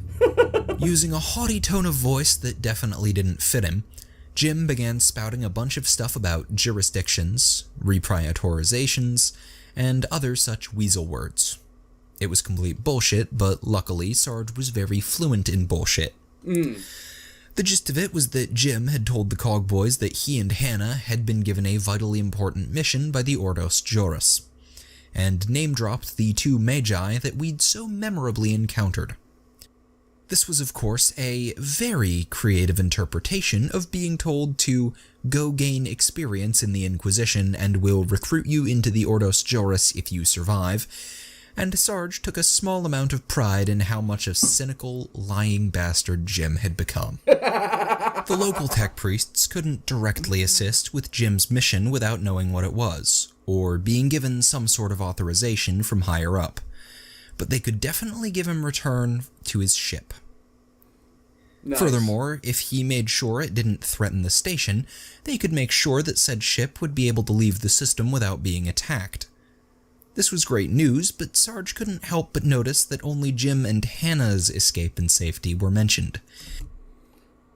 Thank you, Slacker. Slacker says, "I love Deathfire. The Death Guard invaded Nocturne, and Nocturne itself showed its displeasure and killed off the invaders by itself with very little involvement for the Salamanders. TV tropes summarized it: a Gaia's vengeance meets oh God's no amount of fire. At the end, Vulcan lives." Guys, if you have not seen TV tropes, Star Wars versus 40K is also on TV tropes. The description of that. In fact, you know what? After this is over, I'll find the article and I'll read it to you guys, because it's absolutely fantastic. Really do appreciate it, Slacker. I really do appreciate it. Thank you, bud. But yeah, like, I have not read Deathfire yet, But at the same time, I have no doubt that's what happened, because Nocturne is very, very, very happy with its current inhabitants and doesn't want people to, come and upset that balance any. Not to mention, everybody there is like really chill with each other. Yes, Vulcan lives, stomp, stomp. Anyhow, thank you, Slack. I really do appreciate it, bud. Continuing on. And pointed that out. Jim actually smiled a bit at that and explained that the Cogboys had no interest in us at all, unless we did something to significantly damage the station. They wouldn't help us, but they wouldn't help the stationers either. And they wouldn't do anything to stop us from following Jim on his very safe trip back to the occurrence border through the station's maintenance corridors. Okay. In the end, Sarge sent the diplomacy adept off with Jim, but didn't go with them, because the dock situation was heating up and Twitch was handling things just fine by himself. As they headed off, one of the tech priests grudgingly showed Sarge to the nearest public corridor, then slammed the door behind him. Sarge was now standing in a sparsely populated public corridor, wearing a ragged inquisitorial costume and an evil goon uniform, which drew the eye better than a neon sign. Right. Remembering the whole massive bounty on his head and station-wide arrest order thing, he ducked into the first unlocked door he could find, which luckily turned out to be a public restroom. He immediately stripped down to his skivvies and shoved the gaudy clothing into the nearest bin. Then calmed the cogitator adept and set to work getting a less conspicuous costume. While he waited in the moderately filthy public restroom, Sarge listened to reports from the rest of us, and slowly formulated the most cunning of plans. A few minutes later, at about the same time as Doc was getting rescued by his girlfriend, a small-time merc who'd accepted a contract to remove an annoying drunk from a public restroom opened the door and got one hell of a surprise. Sarge was very gentle by his standards, so the merc would probably live. Though he probably wouldn't ever look at a toilet the same way again. Attired in a bad-fitting, not to mention rather damp and smelly merc uniform, and wielding a shoddily made stationer shotgun, Sarge stepped out into the public corridor and started jogging. A short distance away, 24 mercenaries and bounty hunters entered a small dingy bar and looked around for the man that, according to the comm message they'd receive, had a lucrative contract for them. Now, it's been said by just about anyone who's Sarge that in the entire history of the Imperium, there's been no one so inherently a sergeant as him. Thank you, Aquila. 3 hurrahs for just how dysfunctional that the unholy conglomeration of different agencies that call itself the Imperium Man is. Yes, 3 cheers for the Imperium Man being crazy. He was born for it. Destined for it. It was as if the Emperor reached down and said, "This guy right here, he's gonna be the biggest, baddest, most sergeant-y guy ever, and nothing can ever change that." Right. He just sort of exuded sergeantness, and anyone with a drop of military blood in their veins noticed it immediately. Well, as Sarge entered that bar full of mercs, he turned that aura up to 11. Sarge came through the bar door looking, despite his slovenly uniform, like he'd just stepped off a recruiting poster, and every man in that bar, including the bartender, came to attention. Sarge surveyed them for a few seconds, then announced that he knew where the heretic bounties were hiding, and that station security was too chicken shit to handle them. He'd called them here because they were the toughest, meanest, nastiest men on the station, and if they followed him into this fight, they'd also be the richest. Then Sarge turned on his heel and marched back out of the bar. The mercs, bounty hunters, and assorted scum in the bar all shared a look, then stampeded after him. A short while later, Sarge and his small mercenary army shoved their way into the medbay lobby and demanded to speak with the commanding officer. Unfortunately, the security commander, who turned out to be the guy Sister Valerie had tranked, was a bit less credulous than the mercs had been. He demanded to know who Sarge was, and no, Sarge is not a name, it was a rank. What's your name, merc? What outfit he was from, and why he was here. Sarge, who knew from experience that claiming to be Sergeant would result in a fair bit of wasted time, discreetly checked the name on his ill-fitting jacket, and announced that he was Sergeant Kelly. The men behind him were Kelly's heroes, and they were there to get rich or die trying. Fucking really? Fucking really? Really? It took Sarge a bit of arguing to convince the security commander to let him launch an attack instead of just waiting for the station's second-best SWAT team, but he managed. It helped a lot that, despite the fact that the commander hadn't heard of any outfit called Kelly's Heroes, the databases at Security HQ had. It turned out that it was an accredited mercenary company, which was in good standing with the Administratum, Telepathica, and Shipmasters Union, and it just happened to specialize in dealing with heretics. Imagine that. Imagine. Anyway, Sarge convinced the man to let him lead an assault on Doc's position, which meant that he had a nice excuse to get up on a table and start giving a loud, impressive, and rather overlong heroic speech. Lovely. Every man in the lobby turned their attention to Sarge as he stomped back and forth, talking about bravery and valor and all sorts of other heroic bullshit. No one noticed as a young man in a rumpled psycher's jacket sidled through the lobby's front door, around the edge of the audience, and into the hallway which everyone was supposed to be watching.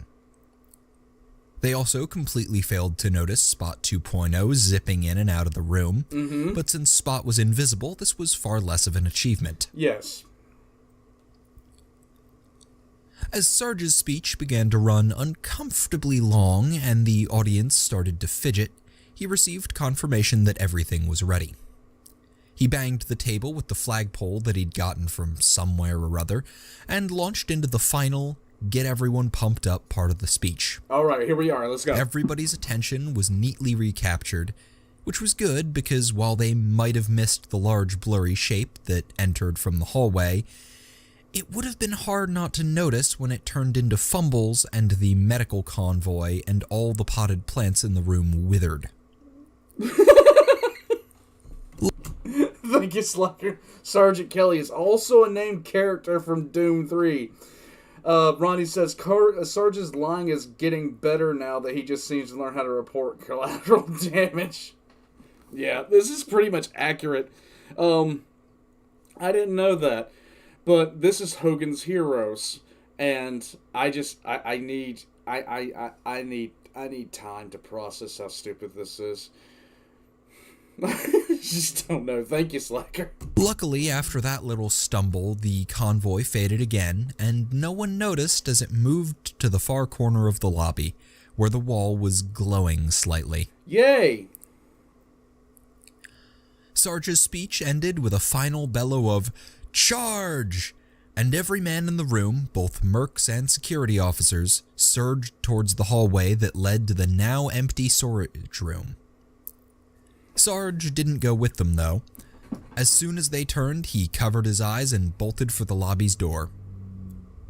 Up on the ceiling, Spot pulled a few pieces of string that had been run through the rings of a dozen flash and smoke grenades, and right as Sarge hit the doors, the lobby exploded into light and smoke. Yay! In the confusion, which quickly grew deadly as nearly 50 armed men panicked, no one noticed a section of wall collapsing or the large blurry shape going through it. Lovely! Sarge stumbled through the lobby doors, feeling rather proud of how that had worked out, and nearly collided with 8 men in matte black armor. Bad. He froze for a second, resisted the urge to raise his shotgun, and told them that a bunch of heretics disguised as mercenaries had just attacked the security forces. The leader of the SWAT team swore and led his men through the doors. Sarge waited until the last one had gone through and sprinted like hell. As he reached the end of the hallway, a side door slid open to reveal Amy, and somewhere behind him, someone yelled, "Hey, you!" Something stung Sarge in the side as he ran the last few meters to the door, and Amy responded by leaning out and neatly putting a bolt of plasma through the offending SWAT trooper's helmet. Ow. Then both of them were through the door. Despite the fact that the SWAT team following them had a nice clear trail of Sarge's blood to follow, they didn't manage to catch up. This was primarily because Amy kept shooting the control panel of every automatic door after she closed it. That's skills. But also because any guardsman worth his salt is a good runner.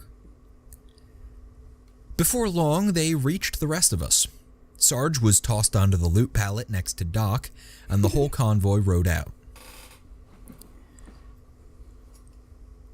The trip across the station went surprisingly fast and without incident. We later found out that this was because the station's tech priests were clearing the way for us by redirecting servitors and menials, and making sure every door was open. Nice. Apparently, Jim had convinced them that it was the best way to get us to stop cutting through things with Tink's plasma gun. Unfortunately, they hadn't been able to do anything to convince Twitch to stop being Twitch, and as we got closer to the west dock, the signs of battle damage mounted.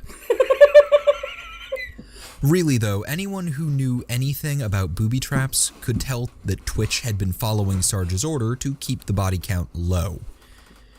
There were a lot of bloodstains and the odd body part, but for the most part they were in the hallway leading towards the craters, as opposed to scattered around them. This was a clear sign of traps designed to act as deterrents instead of being set up for maximum casualties. Anyway, despite his restraint when it came to body count, Twitch and the ship's armsmen had really chewed the area around the docking bay up. It was a testament to the quality of the station's construction that the entire section hadn't lost atmospheric integrity. It's going to once the Inquisition finds out about this. The Mad Bomber himself met us at the bottom of the freight elevator, flanked on either side by the last two suicide skulls and a pair of armsmen wearing the crutoid spine necklaces that marked them as some of the tribals from hydroponics. Nice. The second we reached the elevator, the two skulls zipped away behind us, and we all felt a shockwave and heard a crash of a warehouse's worth of crates dropping into the corridor. Sarge briefly considered asking Twitch how many other corridors he'd collapsed, and then decided that he really didn't want to know. As we rode up the elevator, Twitch brought us up to speed on how the defense of the occurrence border had been going. Apparently, largely thanks to the amount of flank Twitch's mines and skulls had been able to secure, and the resulting terror in the attackers, it had gone very well. Casualties had been low, at least on our side, and the captain had been able to launch a small offensive to liberate some much-needed supplies. There you go. The only really bad development was that the stationers had cut off the refueling pipe fairly early on, and no one had been able to figure out a way to steal any either. There was also the slightly worrying news that a few boarding shuttles had been launched by the station. I'm not worried. Like, this is what I was talking about earlier. I'm not concerned about this at all. Twitch is going to go ham. The few of these that had landed in the well-populated sections of the ship were easily repelled by the armsmen, who had a rather significant home field advantage. But a few had landed in the tainted areas. Oh. Most of those shuttles hadn't taken off again, and Twitch predicted an increase in the amount of demon activity until those poor bastards died and stopped feeding the things. Yes. But the two shuttles that had taken back off were almost more worrying. They'd landed in the warp fungus bay, so by now the stuff was probably already spreading through at least one of the station's shuttle bays. Sarge calmed Jim and asked him to send everything we had on the fungus to the local cogboys. Oh, God. And we all hoped really hard that this wasn't going to turn out like the whole Necron thing. No. Two subsector-wide disasters in a row would be really hard to explain to Oak. Yes. After the elevator ride, it was just a short walk through some blasted open bulkheads to our docking bay. As we arrived, senior armsmen started bellowing orders, and an orderly retreat started. Twitch watched carefully as the men fell back and began pulling color-coded detonators off of his harness. One by one, the abandoned defensive positions were demolished, and everyone fled back aboard the Occurrence boarder. Oh my god.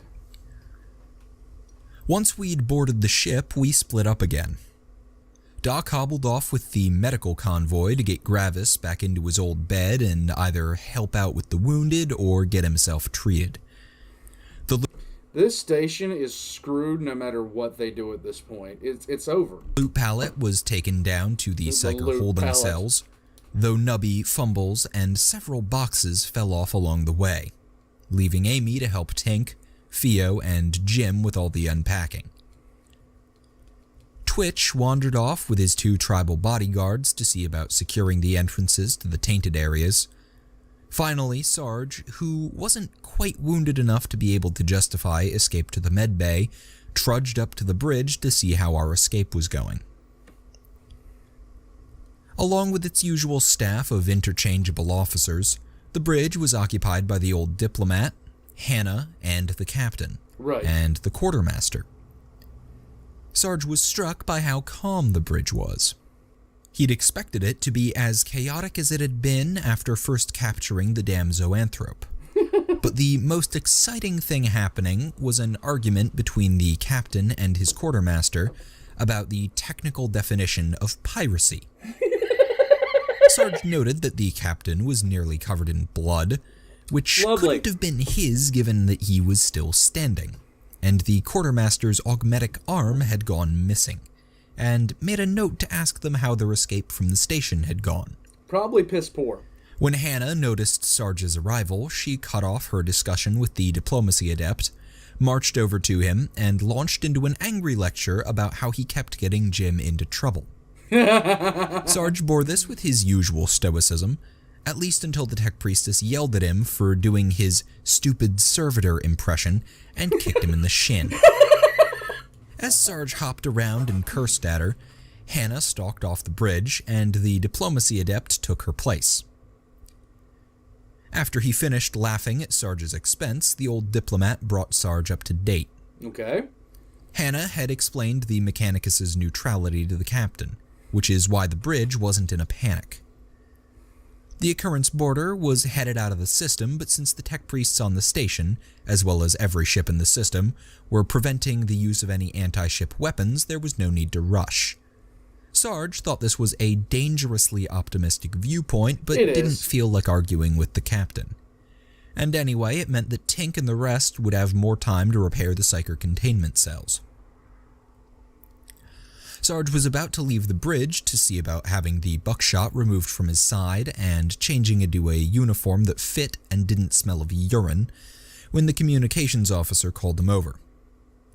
The station was broadcasting a message, unencrypted and addressed to him by name of the heretical false interrogator Greg Sargent, Lovely. which turned out to be a vid from the station's leaders.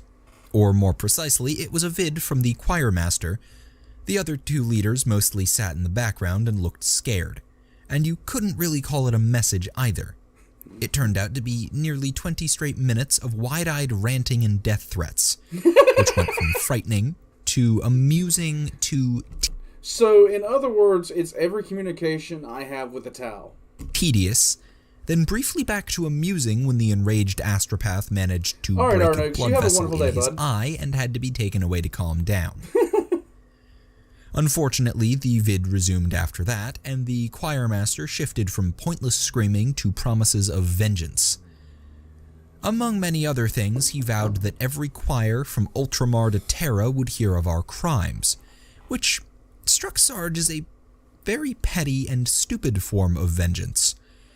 It'd cause immense annoyance in the short term, but it would ensure that the Inquisition found out, and everything sorted out that much quicker. Oh yeah.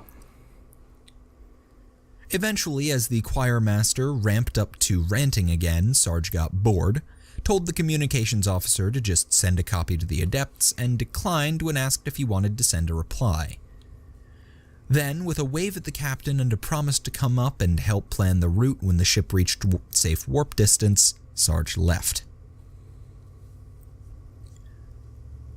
A few hours and a much-needed nap later, Sarge headed back down to the Psyker holding cells, and found them empty.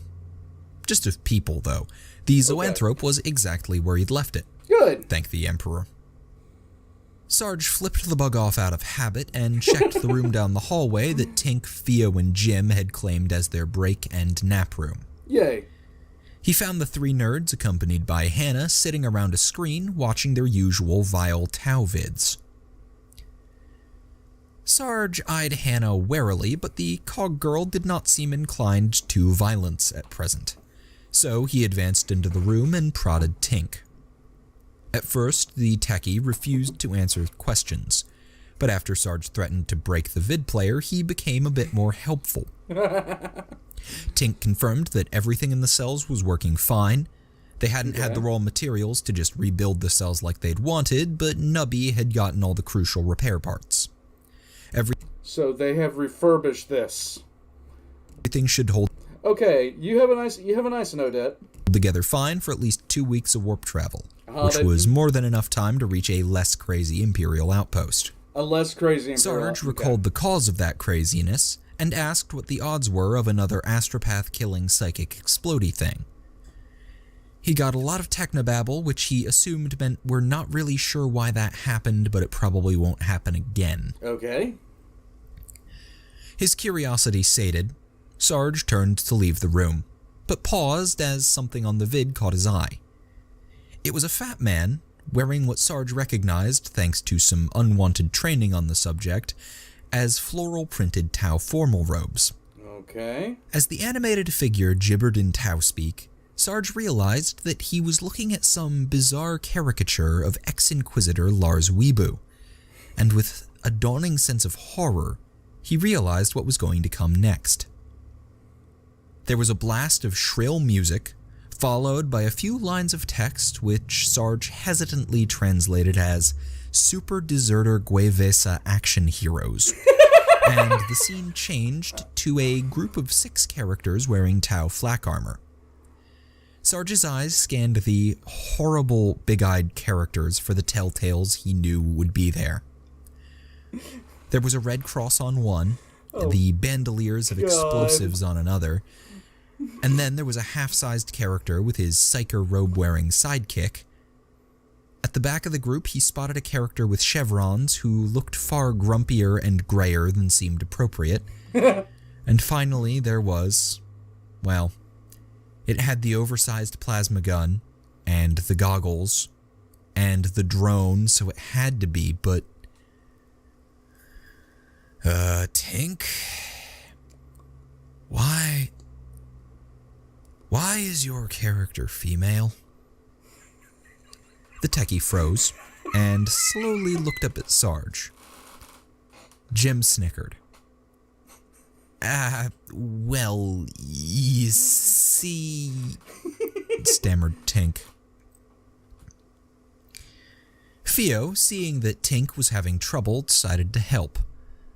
That actually just happened. Last week, they were fighting the Dread Witch Yenageza, and she cast a spell which... Forget I asked. The occurrence border took its time leaving the system. Hold...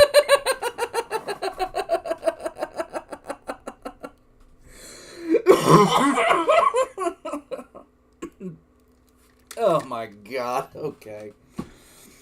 Oh god. Alright, so that was Tyrranid. Oh god. It's the Tyrranid Transportation Experts. Part 4. And it is just absolutely disturbing how, somebody said they made a anime entrance to the All Guardsmen party. Give me a second. I'm going to see if I can't find that.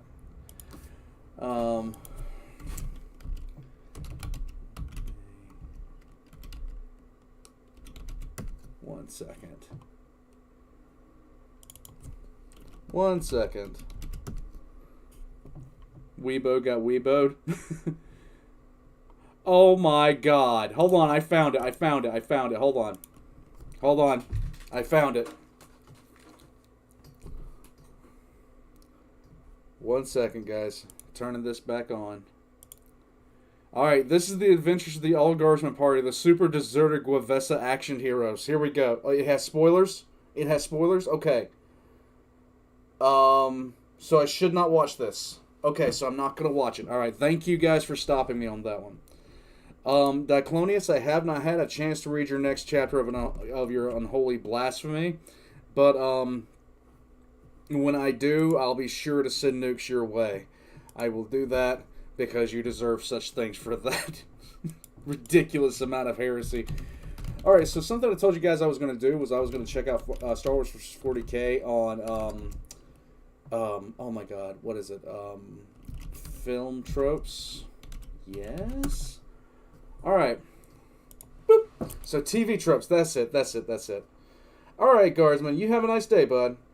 Well, okay. So this fanfic alright, so here we go, okay?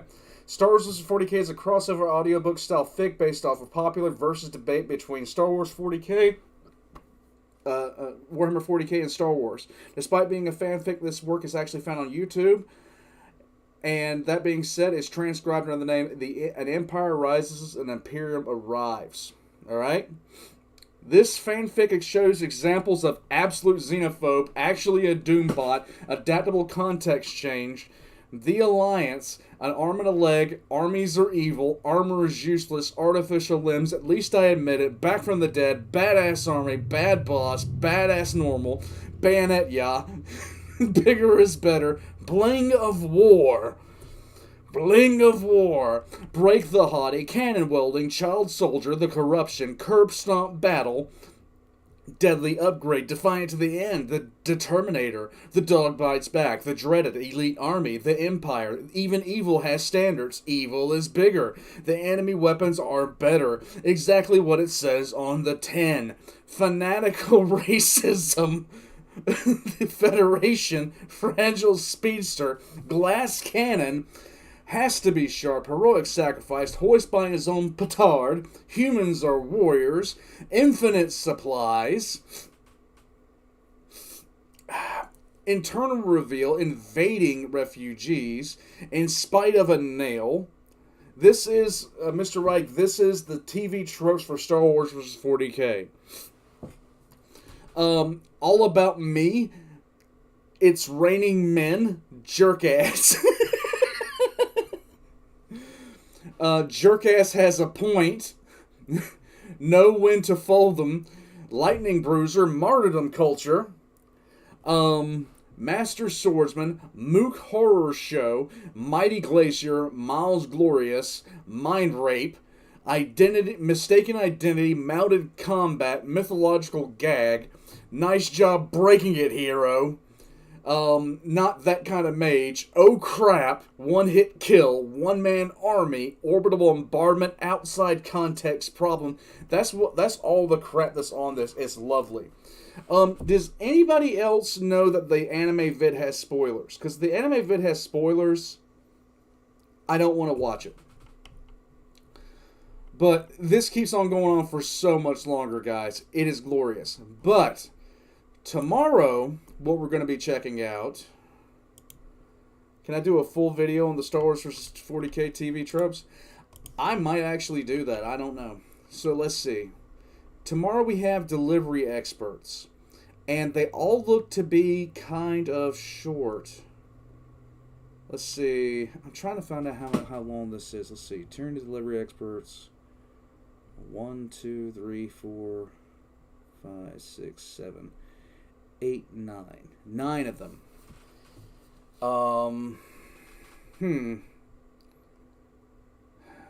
I'll figure out how many we're going to check out tomorrow. But up until then, guys, I hope you have a wonderful day. Thank you guys for joining me. I really do appreciate it. I really do enjoy these live streams. It helps me, it lets me interact with you guys, and it's a lot of fun. So Slacker says, the vid has spoilers but no context, just pics. Okay, so that's okay. So let's take a look at it. The All Guardsmen Party. Anime intro. Let's go.